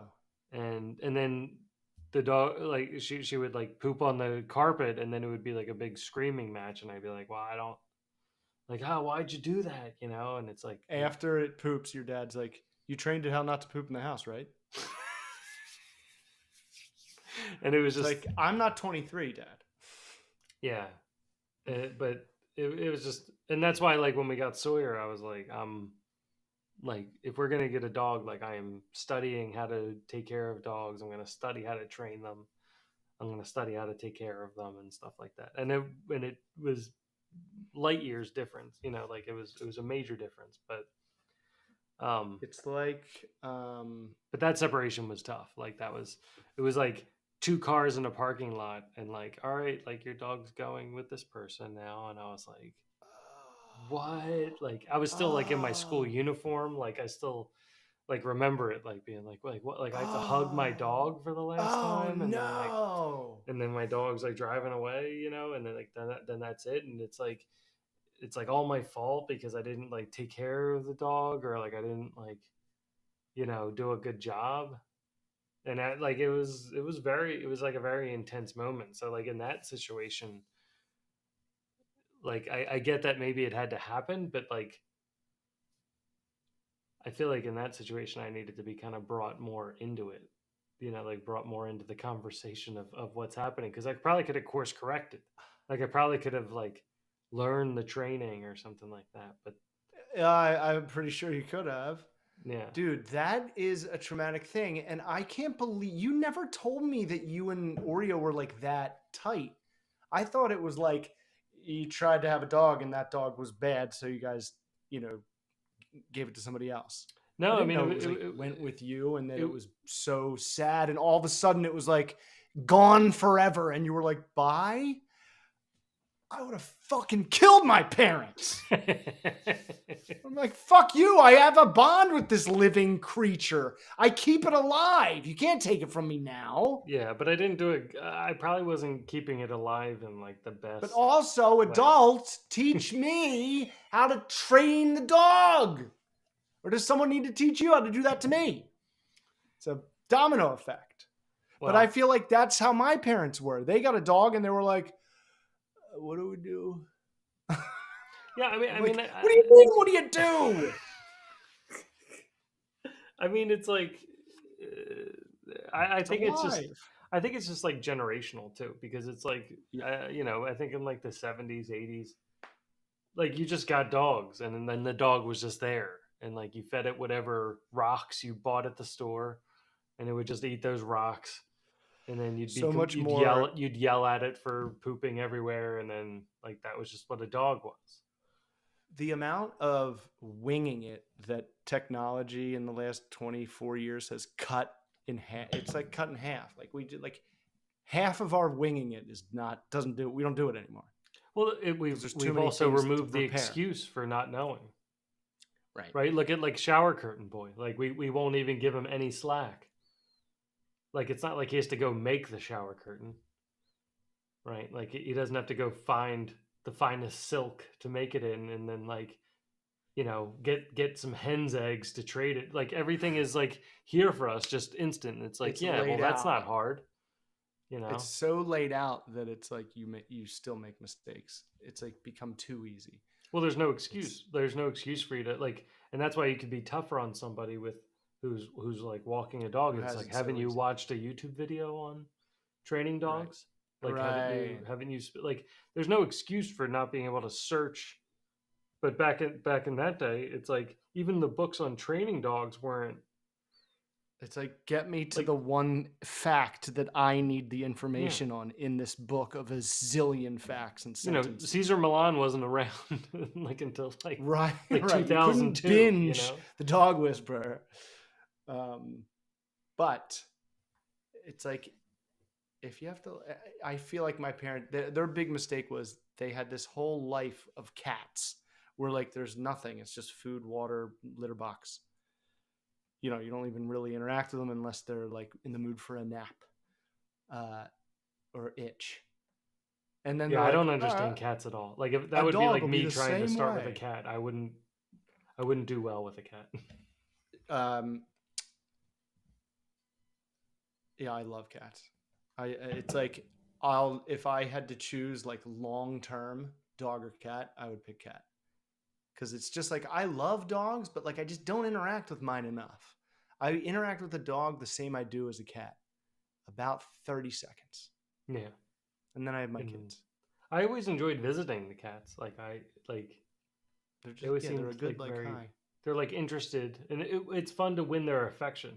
Like with dogs, you don't have to win their affection at all. You walk in the door, they're like, "What's up? I'm a dog." Like, and you're like, "Yeah, I know you're a dog," you know. But with like cats, like they kind of assess you a bit more. You know, like when I'd come over, like Shady or even Buddy would Shady, just be like, "What's up?" yeah, they like look at you, And and and just sometimes because they'll just rub right against you. well, just because you get one pet doesn't mean unless it's like Rise Cat, like you didn't like if you got one pet, it doesn't mean you're getting like 100 more. You know, Oh, it's like really? I'm done, and they'll just like walk away. You Yeah, know, yeah, yeah. No, there's like a yeah, they have an agenda like at all times, and it's like once the agenda's met, it doesn't matter yeah, what you thought you were in the middle of. It's over. I yeah. think Shane Gillis said that dogs are like kids with Down syndrome and cats are autistic kids. Because I guess he works with them. He's like, yeah, the Down syndrome kids are always excited to see you. They always have all this stuff they want to do, and cats are like, maybe you'll find a sweet spot with them if you're real lucky. And then they won't leave you alone. Like they'll curl up on your lap and they'll just, it's pretty good. Kelly's been dying on his like nicked joke, like where he's like, I dodged it, but it nicked me, like with the Down syndrome. His Shane I didn't hear Gillis's that. joke. I don't remember that. Where he's like, you know, Down syndrome runs in my family. Like my sister's kid has it, and he's like, it tried to get me. I dodged, but it nicked me. You can tell it nicked me. He was like, It was so funny.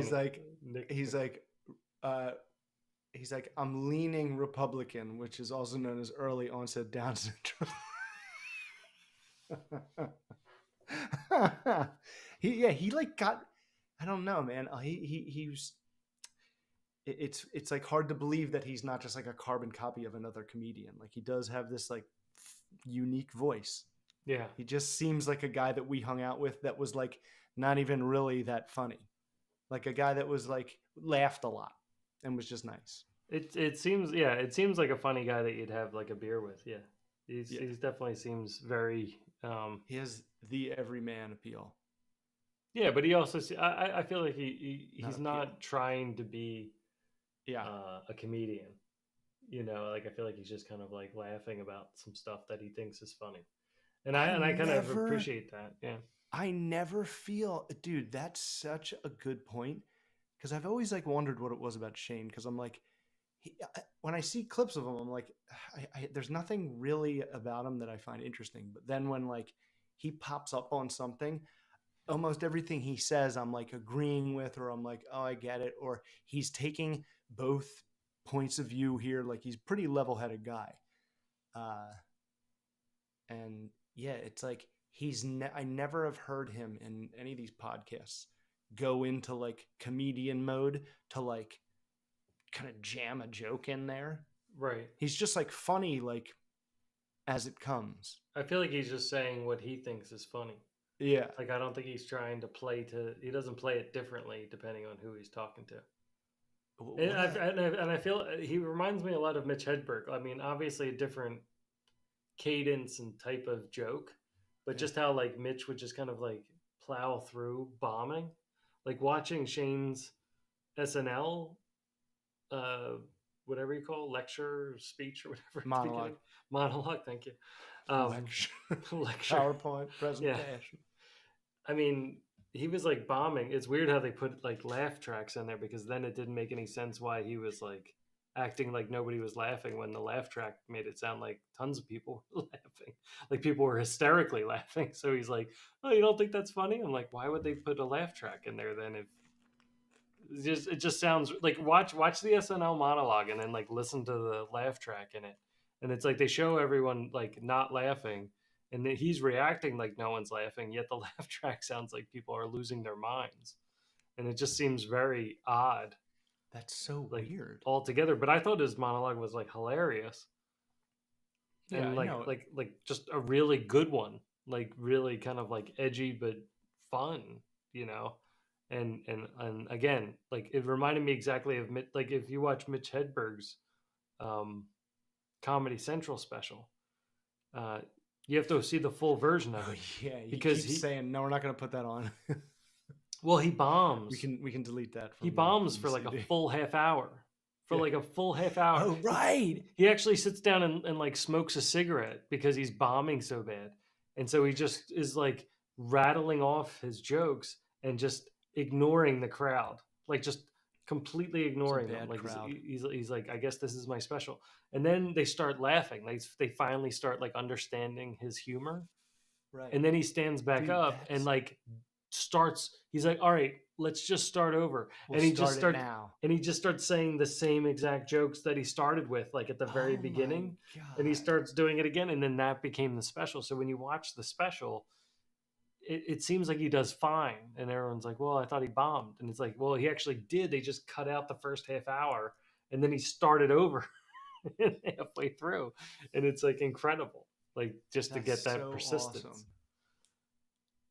Yeah, but it's so cool because it's almost like for some reason that audience is just like not like what, you know, like hooking into like his whatever. It's weird. No. And then it's like, let's try it again. And no, they weren't like fans. They weren't fans. They were like, right. What are we watching? Like, because Hedberg still wasn't, the internet wasn't like, you know, you didn't have your own 50,000 city following. No, and Comedy Central was like the pinnacle. Maybe like HBO was like the pinnacle, but like having at the time it was more. Comedy Central was like the main one because more people would watch it. Right. But I get that same feeling between the two of them, like that it's you know, more honest. It's just honest, funny. It's not the best comedy, but it's the honest Right, funny, and right. it gets Yeah. those like little pieces, that like little chunk of like genuine humor, like Of like the nicked joke, like I just feel like somewhere in there it's like such a nicked me. refined, perfect way of putting something, and it's like equally awkward and equally uncomfortable, and yet Right. it like perfectly hits, It's self-deprecating, so it kind of it's like self-deprecating too. ultimately Yeah, kind of covers him. it's But like so well done. it's like I would love to know like if that what that joke started like and how he got Yes, the nick. exactly. If I Like could when talk did to him, he I would ask him whittle it down? I bet where you did that joke start? Like, his podcast partner probably said that. It sounds like something he would say. Um, but it could just be like an introduction who I thing can't too. stand. Like it could just be like a joke that he did for like against himself Yeah, when talking to people, like when just out drinking, you it's know. like it's like I've been not like I make this joke to like Heather, how like I'm not autistic, but like I feel like if a strong wind comes by, it'll blow me onto that section of the spectrum. Uh, but the nicked me like it maybe even cut him. It's like Yeah. a tiny little part of him. I dodged it, but it nicked me. Like But it's like still it still there's won a little bit. remnants of Down syndrome. And also just like the perspective of the fact that it's like It flew by. like at some point you have a chance of dodging things, like that are coming at you. Like it just sounds so funny. Like in life, it's Like, like, yeah, oh, here comes one arm. like you're coming into existence and you've got to dodge things. Just sounds funny to me. Like that's so good. Like early baldness. Whoa. Yeah, like it. That's like the best. It's like when just a premise alone, you're like just his like setup for that alone. You could have. It's like when Seinfeld is explaining the spelling of a New York cab driver. And he's like, there's this symbol for the chemical boron. I was like, he must have spent like months figuring out just that hit because everyone knows all Yeah. that setup until Yeah, that. it's obscure enough, Right. not too far out there. And then you have people wondering if there's an actual symbol for it. Right. You're like, wait, is there a symbol for it? And then like you're on to the next joke. Like it's right. Yeah, it's a good distractor in the middle of the joke. I always remember the first time I heard it, I was like, there's got to be a funnier one than boron. Boron? Yeah. I was let down. It's pretty good. What's so crazy, dude? Watching seasons 1, 2, 3 of Seinfeld. Because forever recently, I've just been like listening to it as I go to sleep. But Yeah. I always start at season 4 and just go from there. And now I went to season 1. Season 1 is painful. Dude, 1 and 2, there's parts where I'm like, I don't know if I've ever heard this. Like there's like jokes I'm hearing where I'm like, I think this is the first time where it's just been so long. It seems like a stage play. Like it seems like a weird it's like where they're talking at each other, but you're like, what's happening right now? They're making sure that the audience can see everyone's face when they stand. Like towards the wall. Yeah, it's very Well, I mean, they didn't relax into it until later, but. And George was just doing Woody Allen, and then at some point Larry David was like, "Well, yeah, it's me. It's not Woody." But it's like in the first 2 seasons, he just sounds like Woody Allen the whole time. It's so annoying. Yeah, but still funny, still like hilarious, and like as funny as anything that was on television. Yeah, at that time. Yeah, it's still good. It's still amazing how smart and connected that show was. Dude, it just shows how like what of an amazing just television writer, like story writer Larry David is, because like he knew to like keep good ideas for years until he found like a way to connect it or like make it work. Like it was always insane how like 3 different stories always combined at the end in this way that like you never really saw coming until the last few seconds. It's like he did that in comedy, which is the hardest thing to be good at. Right. It's like, imagine if he just decided to go do like weird mysteries. Yeah. It's like, I wonder if it would be this, if he'd be as good. Where it would be as like twisty turny weird out of nowhere. Oh my gosh. You know, Newman ran over the the sewing machine, and the sparks lit up the kerosene that Kramer spilled. And once, twice, 3 times. I do feel like he also kept part like of Curb out of Seinfeld, which I think also made it a bit more successful, because Curb is great. Don't get me wrong, Curb's great, but there's a limit to how much Curb I can take because of the awkwardness, like the awkwardness of the show, like the awkwardness of the situations where it like kind of puts your stomach in knots. Dude, sometimes I'm like, I know I'm gonna look away because it's so like unbearable, and I don't Right. know, like I just can't do Like, it. oh, It- stop, It's like just stop. sometimes The Office would do that, where I was like, this is just, how did they get through this? Yeah.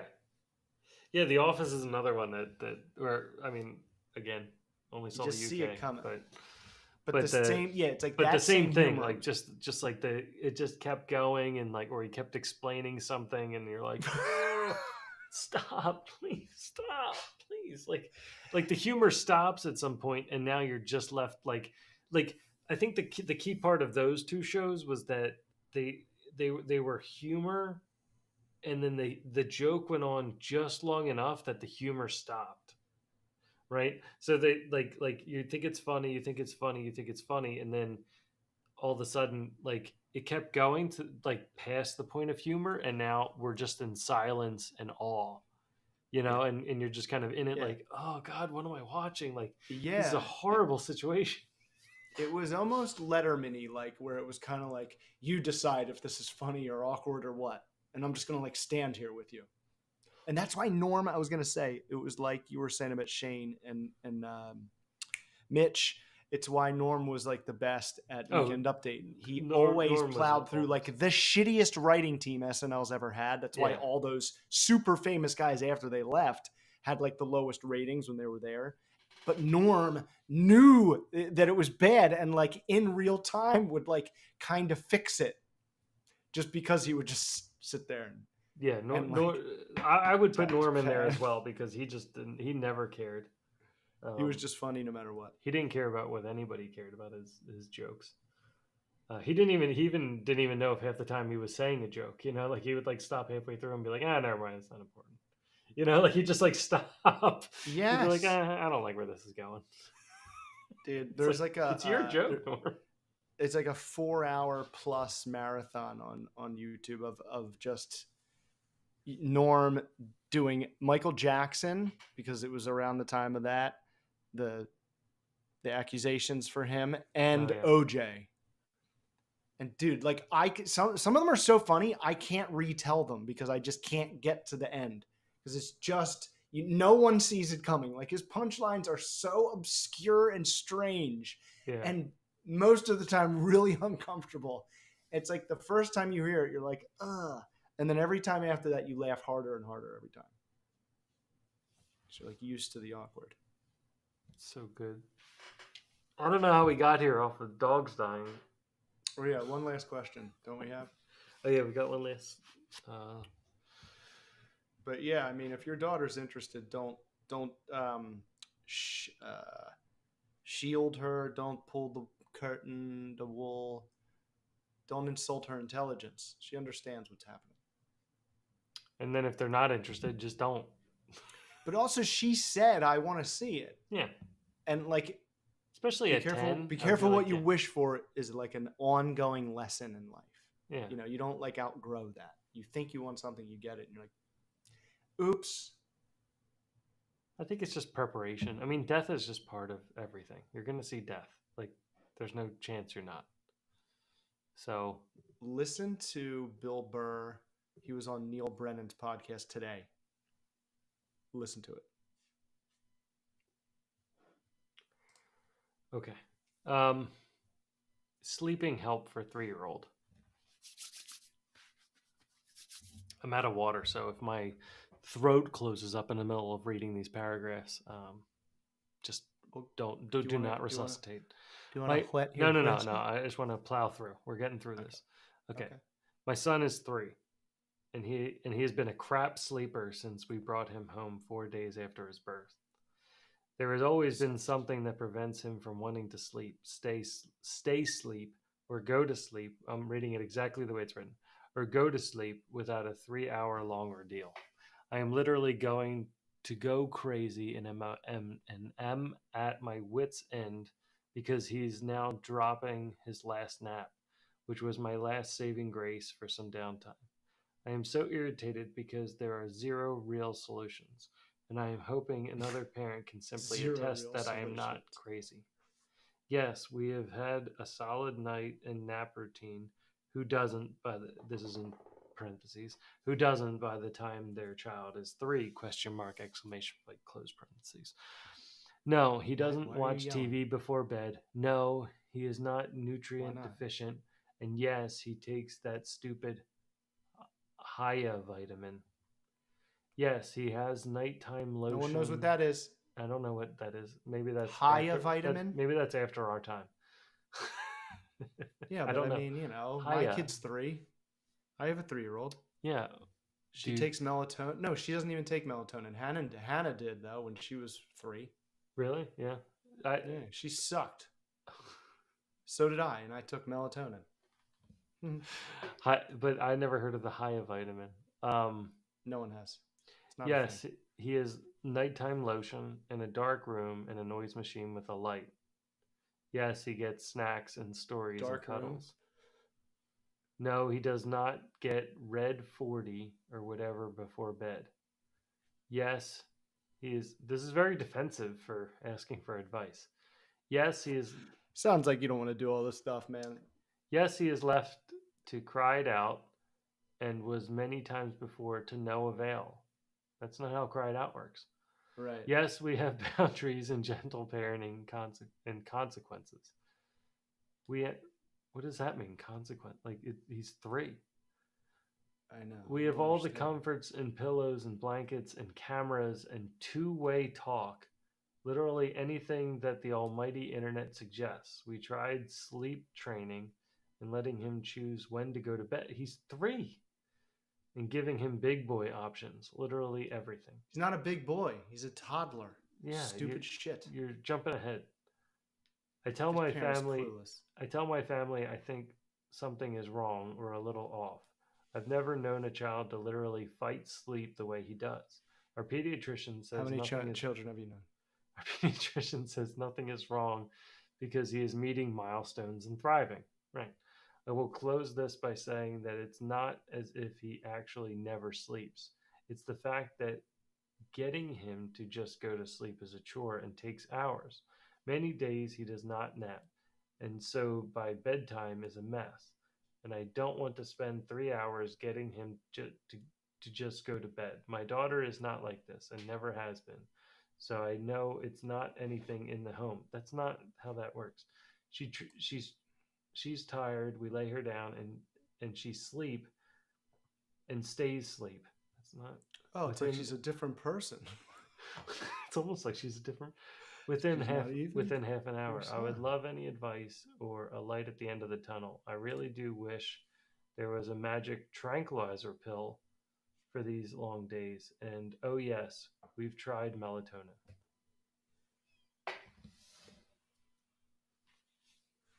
Well, I just want to know why it takes them 3 hours to get them to go to bed or to fall asleep. And do you lay with them there until they fall asleep? Or do you just like put them in their bed? Like I want more. It was all about like, it just seems like you're not figuring out what your kid's issue is. Well, let's knock something right off the bat out of this 4-paragraph thing. Like comparing your 3-year-old to your daughter. That is moot. No. That's just like you said. Compare an apple to a football. It's a different person. If like any parent with more than one kid, yeah, knows that Like, it They're does not different in matter what every you did way. for the first kid. Some of it might work, maybe if you're super lucky, but for the most part, almost every single thing that you've tried doesn't work. And for every kid that it something works for, a week and a half later it won't. So you got to stay on your Jeez. game. You got to Yeah, keep changing it. yeah, and like you know what kids can't beat when their energy is spent. Like, get off your ass and wipe that kid out. Let her play in the cold or in the warm, like wherever you live, and let them go sweat. Like it's so easy. You don't really have to do much. You can all just let them run in circles. And they come in, you clean them up a little, you give them some food, you put them down in front of something comforting, and I'm falling asleep just telling you about it right now. There is like that zone though. Like you can go past that zone as well, Yeah, right? yeah, Like there is a like window. like you can you need to tire them out so that they sleep. But if you pass that zone and go to like over Yeah, tired, they'll get a second wind. then you're dealing with like a zombie person, right? Yeah, then you're dealing with an asshole. Leo was like Ruby was really easy. Leo was extremely tough. Same Going to here. sleep and stuff. And he he would get up and he would like, speaking of Dr. Sleep and Shining, like he would actually talk in the Mrs. Torrance voice. Like he would come and he would get bloody noses too. So he'd walk in covered in blood and be like, "I can't sleep," and I'd be like, "Oh my god!" Like it would be absolutely Leo would do terrifying. this? Yeah, like because Oh I mean, my he god. still gets like bloody noses, but he doesn't talk in that. He hasn't talked in that voice in a long time. Oh, he would But get bloody noses, and like it got to the point where he was just used to them, so he would come in and be like, "Don't fuck with me." yeah, well, I mean, like he had like a sleep um, persona. Like he was still asleep. Like he was talking with us. Oh no He was like way. upset, but he was still asleep. And so sometimes But he I'd was be kind of like, like, I'd be like, we have to wake Leo's him up, gone. because I'd be like talking with him, and I'm like, we got to wake him up. Yeah. Like I got to snap him out of this to wake him up to get him to go to sleep. Right. Because right now he's in this like weird in between where He's he's like he's in a he's dream like state. he's in character and he's like Yeah, defiant. He's like, "There is no bed, Lord Father." yeah. He's like he's a 14th century knight. I can't get him. He doesn't understand my orders. Exactly. So then I'd be like, Leo, like wake up, and he'd be like, ah, like what, and like you'd start hear his normal voice again, and then I'd be like, all right, like let's go to sleep. He'd be like, yeah, I'm really tired. I'm like, yeah. Um. Yeah, because I So just woke you up. I mean, it seems like you've got kind of too much stuff going on. Like Yeah, I know. you're throwing everything at the, like, I don't know what is that red 40? Is that like the dye? Is that like on M&Ms or something? Yeah, what was the sentence for Red 40? That No, he sounded does not get red 40 or whatever before bed. I don't know what that is. when I don't. anybody writes or whatever, your credibility at this point is so minimal for me that like you have any idea what's going on with this actual kid and you're just trying to Google your way to a resolution when you really need to pay attention to your damn kid. What's going in its body all the time? How often does it shit? When does it shit? Does it shit the same time every day? Like you have to be obsessed with all the details of your kid, and it seems like you're just trying to Google RX a victory here, so you can Yeah. go back to your downtime because they don't nap anymore. They nap until they don't want to nap anymore. Like you got to pay more attention. You got to be obsessed. Like when you were growing up and you had a famous favorite celebrity or fictional character and you knew all their stats, you Yeah. got to know that about your kid. Yeah. And you have to keep it to your fucking self. You can't really go and tell everybody about it because nobody gives a shit. But you got to make room in your brain for all that. It's got to And be the all the people on the numero internet uno. aren't hanging out with your 3-year-old, so we don't know. Don't know. Like, All their information is useless unless it's like chicken pox or something that, you know, we've been dealing with for like 100 years. But to go back to like Caesar Milan, like I feel like it's like most of the time, if you're like an outside observer watching somebody, like if I was to come over to this person's house and watch them put their 3-year-old down to sleep, I'd probably be able to give them advice on like what they're not doing right. Because chances are they're like yelling or like leaving a light Dude, on or starting there's all these bedtime at like little things that are reigniting their excitement to stay awake and that you're not even aware of. Like Heather does it all the time. She's like so unaware of like things she says or like moves she makes or like cabinets she opens that I'm like, oh, we're starting over now. You just showed her the M&Ms that I've been hiding for weeks, and now it's I World was War going to III. eat those once she went to bed. I was saving those for Invincible episode 6.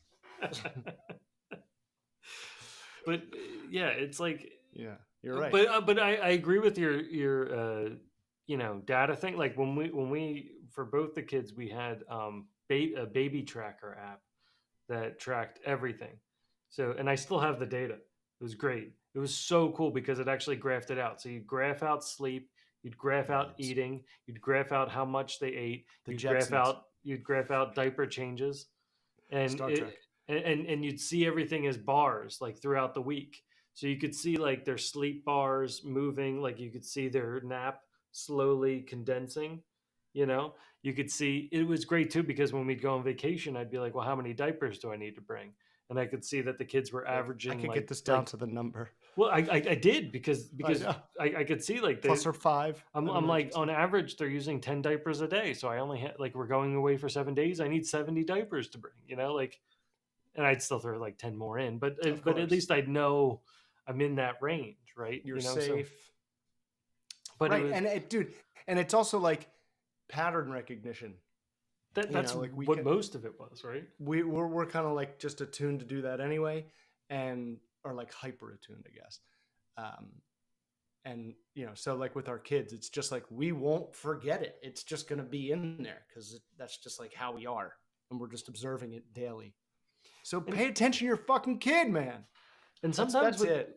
and sometimes with kids too, like a lot of it like goes like most things with kids come down to their poop. Like when you become a parent, you are just like analyzing poop When they're all day long. regular, it's you become so comfortable talking about poop and using little baby terms for it, celebrating it like I don't even know. Yeah. Like the first steps, like you're celebrating normal shits and giant poops that come out nice and clean and they're in a better mood and you can tell. Yes. It's if that plumbing is running, most things are also running smooth. And I would say like that would be one of the first things. Like if you're trying to get them to sleep, I'd first try to make sure that they're regular. Check the pipes. Because if they're What not time pooping, do they shit? yeah, if you can get them to start pooping right before bed, they're sleeping through the night. Or just, dude, if yeah, right. Like if they're pooping between like dinner or maybe like the evening, yeah, before bed, if they take a nice poop, it's like driving on an empty highway. Yeah. And you're exhausted. And it's so funny. Like for such a little body, like yeah, right. Like there's not much. Like it's so like in and out. And yeah, like not much time. But like every day at 6, dude, it's like 6:30, 6:37 between those numbers, Hannah. And if she tries to go in the pool and it's real close to that, I'll be like, bud, you're gonna poop. And she's 6, so she's like, no, I don't have to go. I'm fine. And she'll jump in. She'll do like a couple of cannonballs and be like, Daddy, I gotta go poop. And I'm like, you know the drill. So she has to take her bathing suit off, put her towel on, completely dry off, and then tiptoe all the way to the bathroom and drop a dookie. Yeah. But it's because I'm obsessed with my kid and I know what time she shits every day. Same with Charlie. I always know when it's like, let's not do X because poop is coming. Well, the other thing here too is that this is a boy, right? And so what we found too was that like Leo peed a lot more than Ruby did in the night because it's like things are hitting other things, like things are hitting the diaper, and then he'd have to go. He'd So yeah, like pee. remember you got this thing. Here, go. Remember? So Ah. so we actually got like he would have the nighttime diapers, but then we'd also get these liners that would go in to just like super absorb. So there would be like kind of this big maxi pad like type Yeah, thing, yeah, yeah, yeah, like a in sponge. like a giant sponge in his diaper, and then also you'd have the nighttime diaper, which halfway through Leo's timeline got way thinner. Like Ruby had like nighttime diapers, and they were like awesome. And then somewhere along the line, It's like, the bladder is getting bigger. Why is the absorbent? Oh no, getting no, no! thinner? Like the manufacturing changed. Like I actually could tell that that Oh. they were made differently, and we actually used to look at the serial numbers of the boxes because I checked that Oh my I gosh. knew that serial numbers like made in this country were the ones I wanted, and the ones in this other country like weren't. Like a detective Like for because non-crimes. because then you're stuck in this person's situation where you're not sleeping. So yeah, I'm gonna stay up and make sure I'm buying the Well, right right. Yeah, diapers. you're going to take care of it Yeah. and put A and B together to get C. Like, I'm telling you, this guy is not obsessed with his kid enough. And it's a boy, and this was a woman or a man. We didn't find that out. I can't remember. Didn't But say. either way, your daughter was a breeze. Okay, now your son is going to be a challenge. This is the hand. Figure it out. I don't like They can't leave. We tried sleep training. I don't know what sleep training is. And letting him choose when to go to bed, that's just a really bad idea.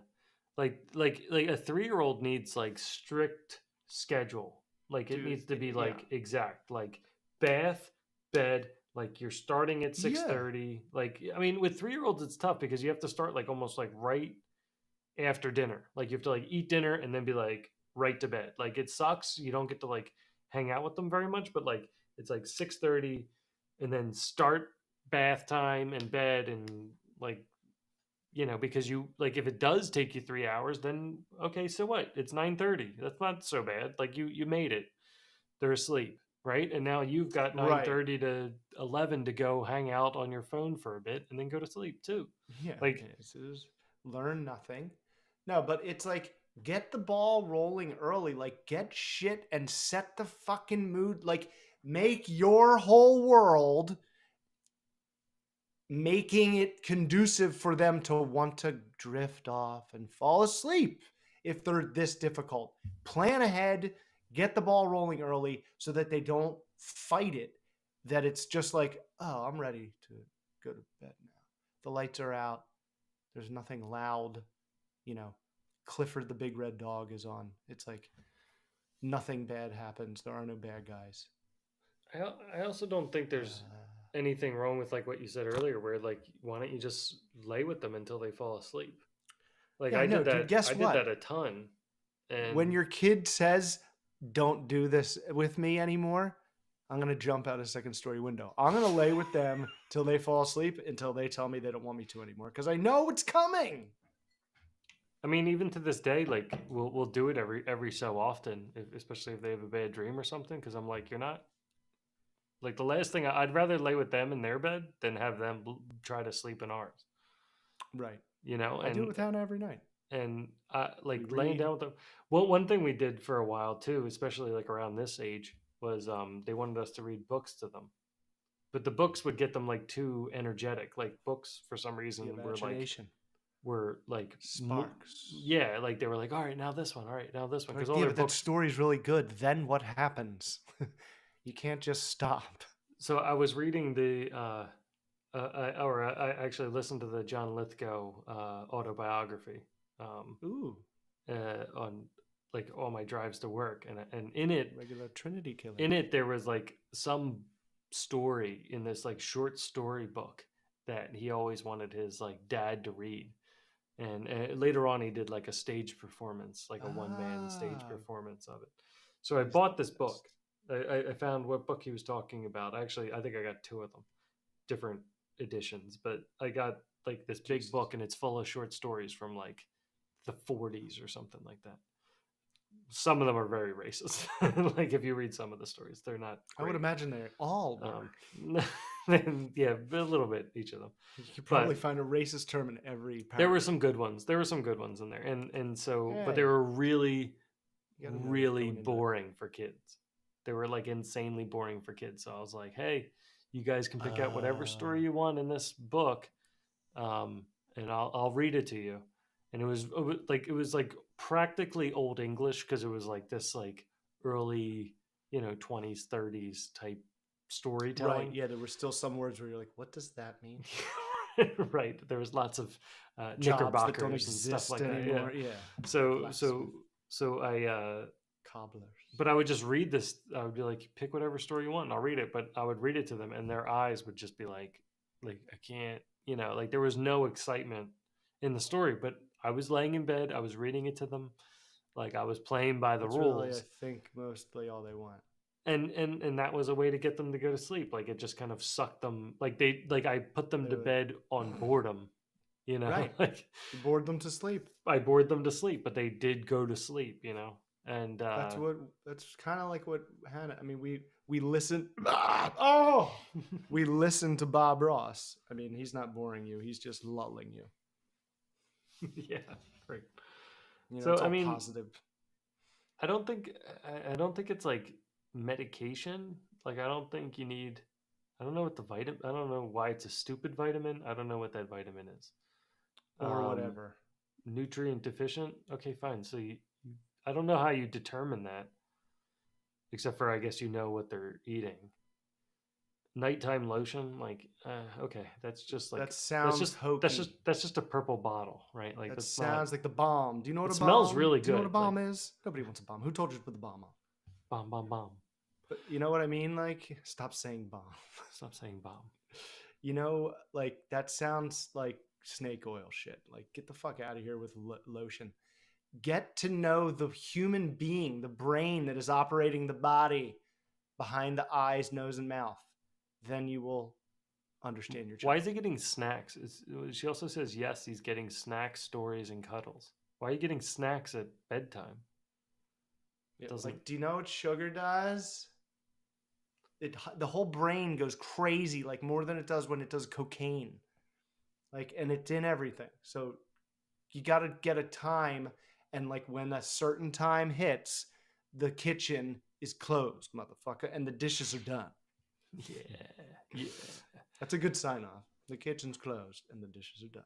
The kitchen's closed and the For dishes a are done. sitcom in the 90s, maybe. And they're left to cry it out. I didn't understand the cry it out part, and it's like I wanted to get back to that. To no avail. Like to no avail. So you failed, because that's the only way crying out doesn't work, is if you give up. They don't cry till the morning. That's impossible. I also feel like cry die. it out is one of the most painful things a parent has to do. Like it's excruciating. So when you hear somebody bail on it, like when somebody pulls the ripcord, like it just makes me feel angry towards that person, because it's like, no, like you were almost there. Like you're always almost there with cry it out. Like it's like 5 more minutes. They're crying because nothing's wrong. That's like the only thing that like I got that like fixed me. I was like, oh, right, nothing's wrong. They're just mad, but they're breathing, they're healthy. We used to set like time limits. Like we used to have a timer, and we'd like sit there and just like stare at this timer, because you couldn't sleep while they're screaming and stuff. No, but like you'd set a timer and put up Christmas lights. Well, that would be good. I put up the Christmas lights, but I had the little monitor so I could like see her, and she was like running back and forth, so I didn't look very much. And then after 2 hours and 45 minutes the first night, and then the second night it was like 30, and then after that it was just a long goodbye until she got a bed, and then it was like, Daddy, lay in bed and read Dr. Seuss. So I was like, oh, you're interested in this weirdo? Let's do it. I used to love reading Dr. Seuss. I used to love reading Dr. Seuss because I try to get through it without misreading a part of it. Well, yeah, because he makes up words, and Hannah's like learning to read, and she's like, "Daddy, what is that?" I'm like, "It's nothing. It's a Dr. Seuss word. He makes half of the words up, which is why he's so awesome." Yeah, she got a book.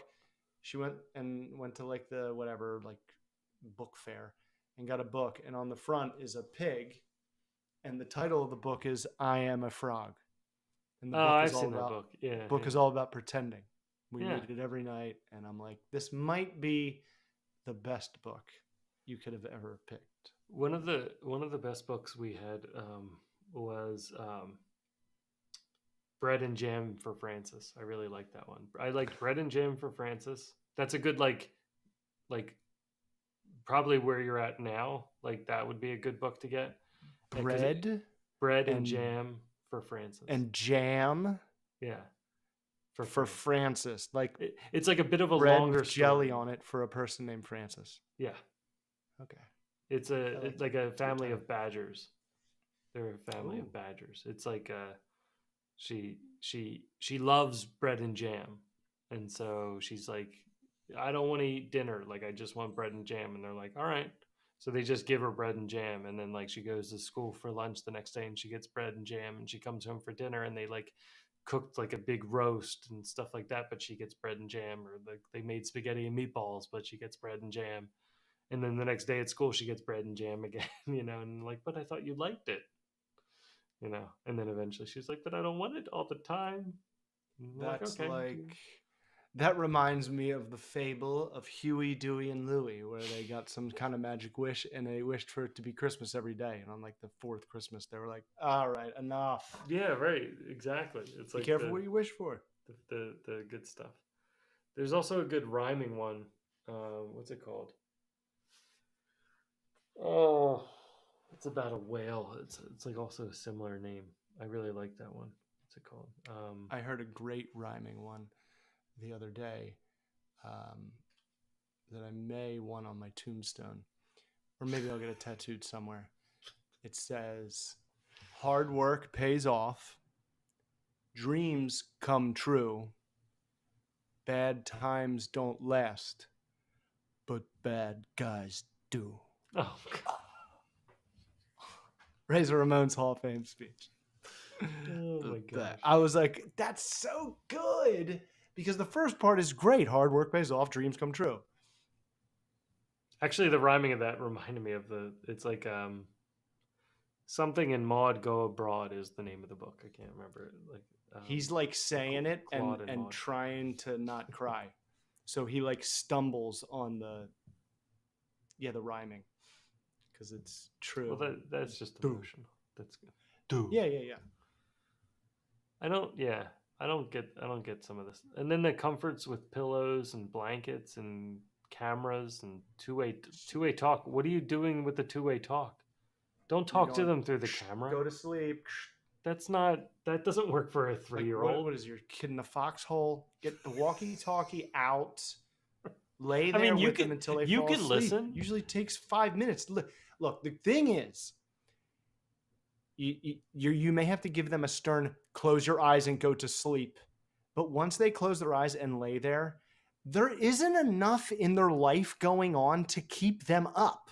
Like they don't have any shit to worry about. So once you get them to turn everything off, it's a matter of minutes. Yeah, and kids go to sleep like that so like, quick, like man. just It right is. to REM. It's a miracle. Yeah, like all of a sudden their eyes are like, I'm like, oh god, I'm fucking dreaming already, you psycho.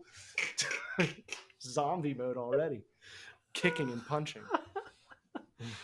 Oh my gosh, yeah. I don't. Yeah, I think we answered this one. I don't feel like there's much more. I don't know what sleep training is, and letting him choose what time to go to bed is just stupid. And giving him big boy options. Big boy stuff is like that's like when you're doing potty training. That's sleep. Like maybe like- you can take like the crib down and make it like the. But what is a big boy option? Like For he's bed? not a he's going to bed. Like what other option is there? You lay down with a pillow and a blanket. Right. Like there's nothing Yeah, more that that doesn't you make do when you sleep, no matter how old you are. like You I said, shut it all off. like you could change how their bed is. Like Right. you could change their crib to like a bed he can climb into at 3. Right. You Right. know, Right. You can do that maybe you've then. done that already. Like I can't remember exactly when that happens, but like, you know, I when they're was not always gonna like when they can kill climb themselves. out. Yeah. When they can climb out, then you put them you put them on the Right. floor. Yeah, yeah. So you put them back on the floor and they can crawl in. That's kind of like a big achievement for them that they like Right, and that's like now have freedom. exciting Yeah. and they don't feel like the baby. Yeah, and it's like, oh, I'm gonna go sleep in my big bed. But I'm just telling you, man, or woman, if you give them a stern, close your Yeah. eyes and go to sleep while you're laying there with them, their brain doesn't have stuff going on to keep them up. If you Yeah. kind of scare them into it, but you lay with them. I'm there with you. Give them a kiss. But it is tough. Like it is tough figuring out What works? yeah, because like I tried lots of things with the kids. Like I tried like, you know, like meditation things where I'm like, all right, like you're floating through space, and then you know, like Ruby's like, how am I breathing? You know, I'm like, damn it, you know, like she she kind of Yeah, just see? broke. She breaks vortexes very quickly. Yeah, their attention span. It's like I don't know if they're there yet. It's just like shut it off. Like you don't have anything to be up for. All you need to do is turn it all off so it can heal and you can grow.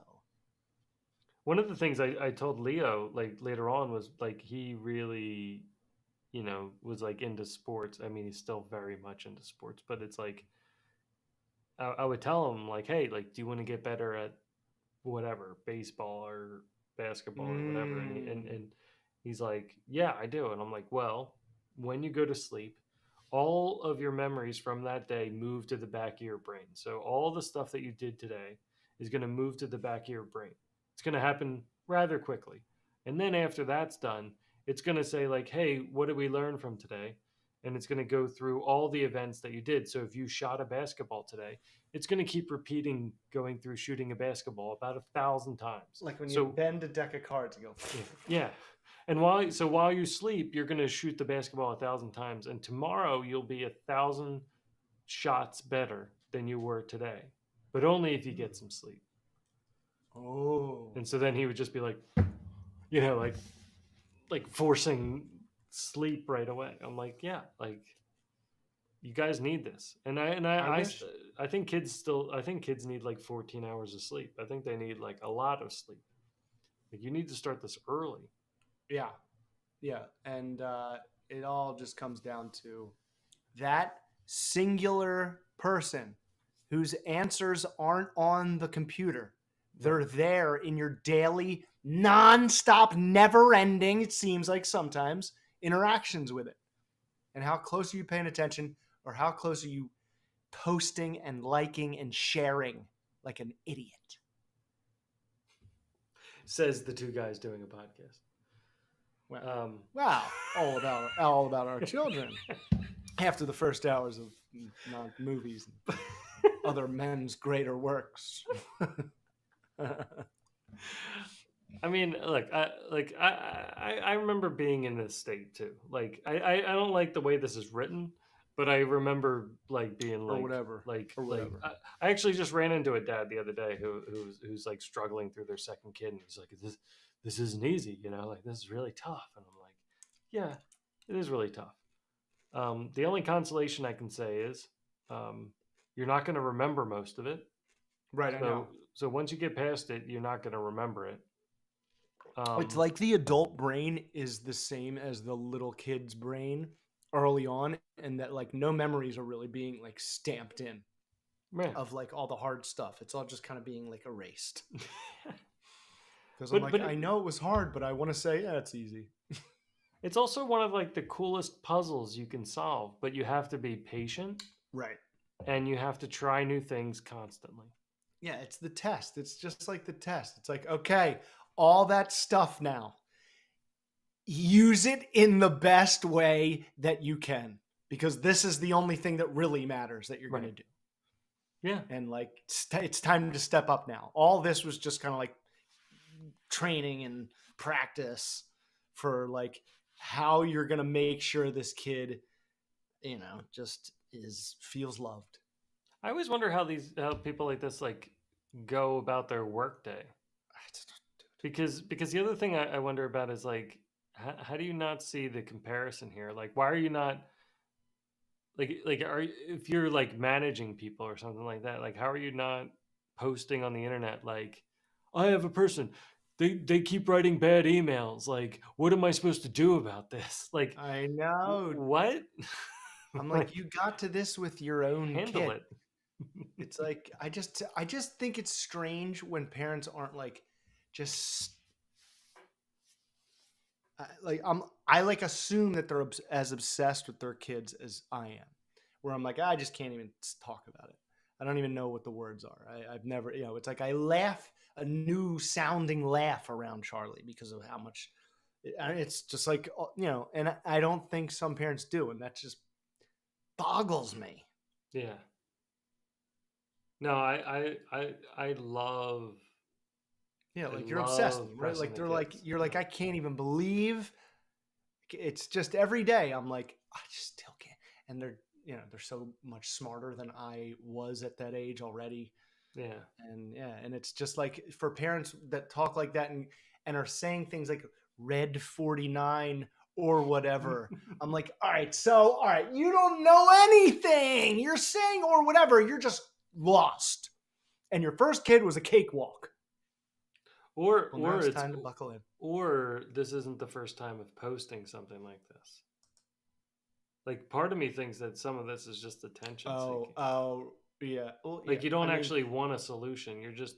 You're already removing everybody's comments that they could possibly. Oh, have you tried not giving them Red 40? Oh, have you tried doing sleep training? Like you're already knocking all of the solutions out. Like you've perfectly executed each one of them.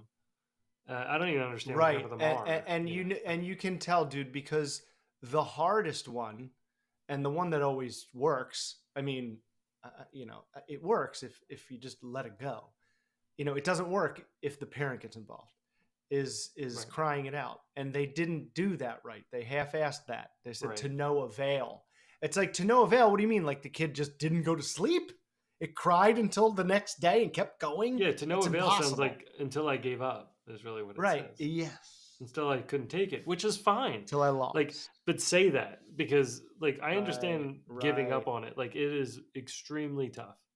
And the worst is like when you try to do cry it out and then like you're like you go 30 minutes or whatever and the crying is still just as strong as it Yeah. There's was, no you know. dip in the And then you go in momentum. and like their diaper's wet or something like that, and you're like, I made you sit in this for like 20 minutes, like, but I didn't know. That was always my problem. I'm like, what if she shit and she can't say like I pooped? Yeah. But see, then Charlie would then say that she figured out she heard us, and I was like, I thought maybe she pooped, and there's times where you're not sure what they're like recording for later, and then the next night she goes, I pooped, and we get up there, dry as a bone, like oh Oh, she's tricking you. no, dude, she's such a little Oh scammer. man. It's so frightening, and she like tans not like I do. She tans like Heather, and she's like cute. I'm like, everybody just get out of the way. Just get out of the way. She's a menace. She's running the show. She's a menace. I have to tell her every day, you're not in charge. It's not something you should be saying to your 3-year-old. The worst is if she was like to agree with you, like you're right. It's like, wait, are you just? Uh-oh. Are you just Maybe messing with you me? are now. Are you? Wait, why am I asking you? Get out of here. Why am I driving you to McDonald's?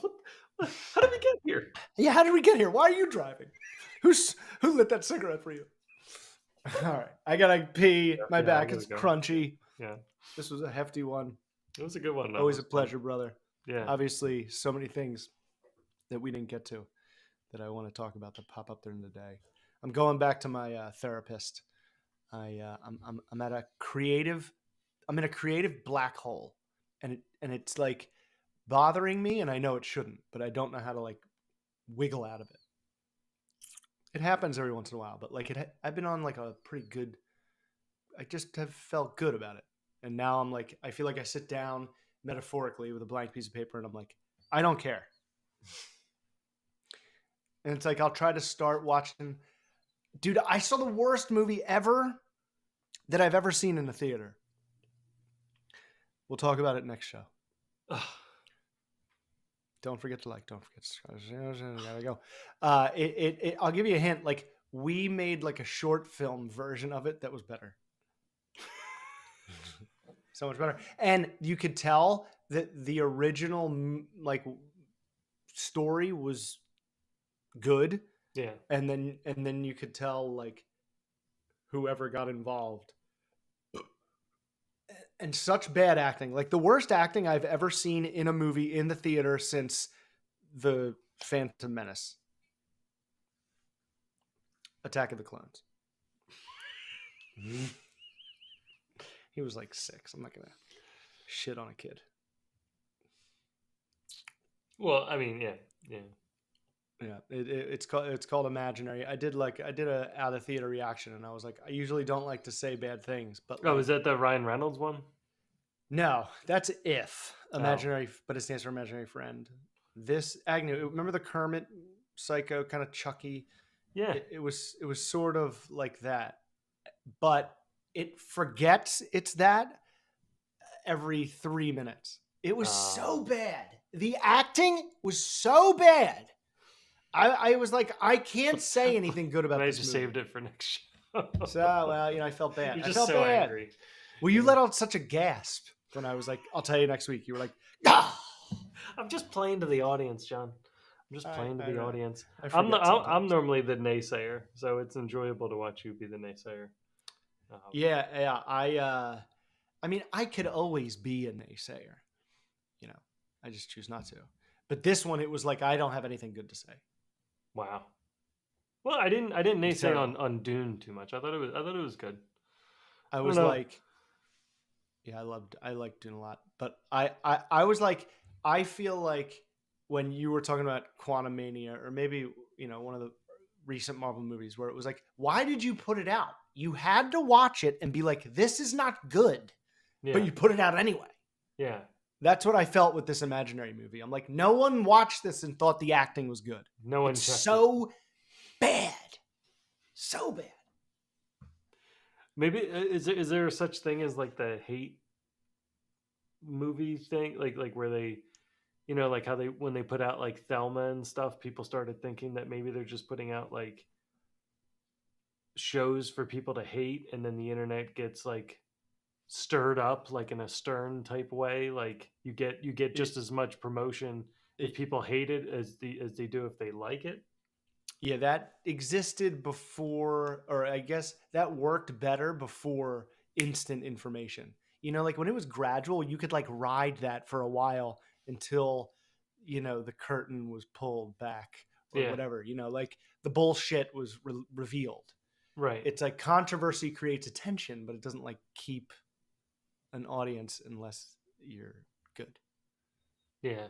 So it's like Morbius. They were like, we're going to put it back in theaters, but they were making fun of it on the internet. It got all this attention, but it was negative.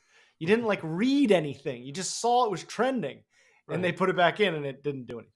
It's also like the wait period is like way less now. So it's like it's in the theaters, and then within a month it's on a streaming service, and then within another month it's free. Yeah, so I know. It's like I don't really need to rush on this. No.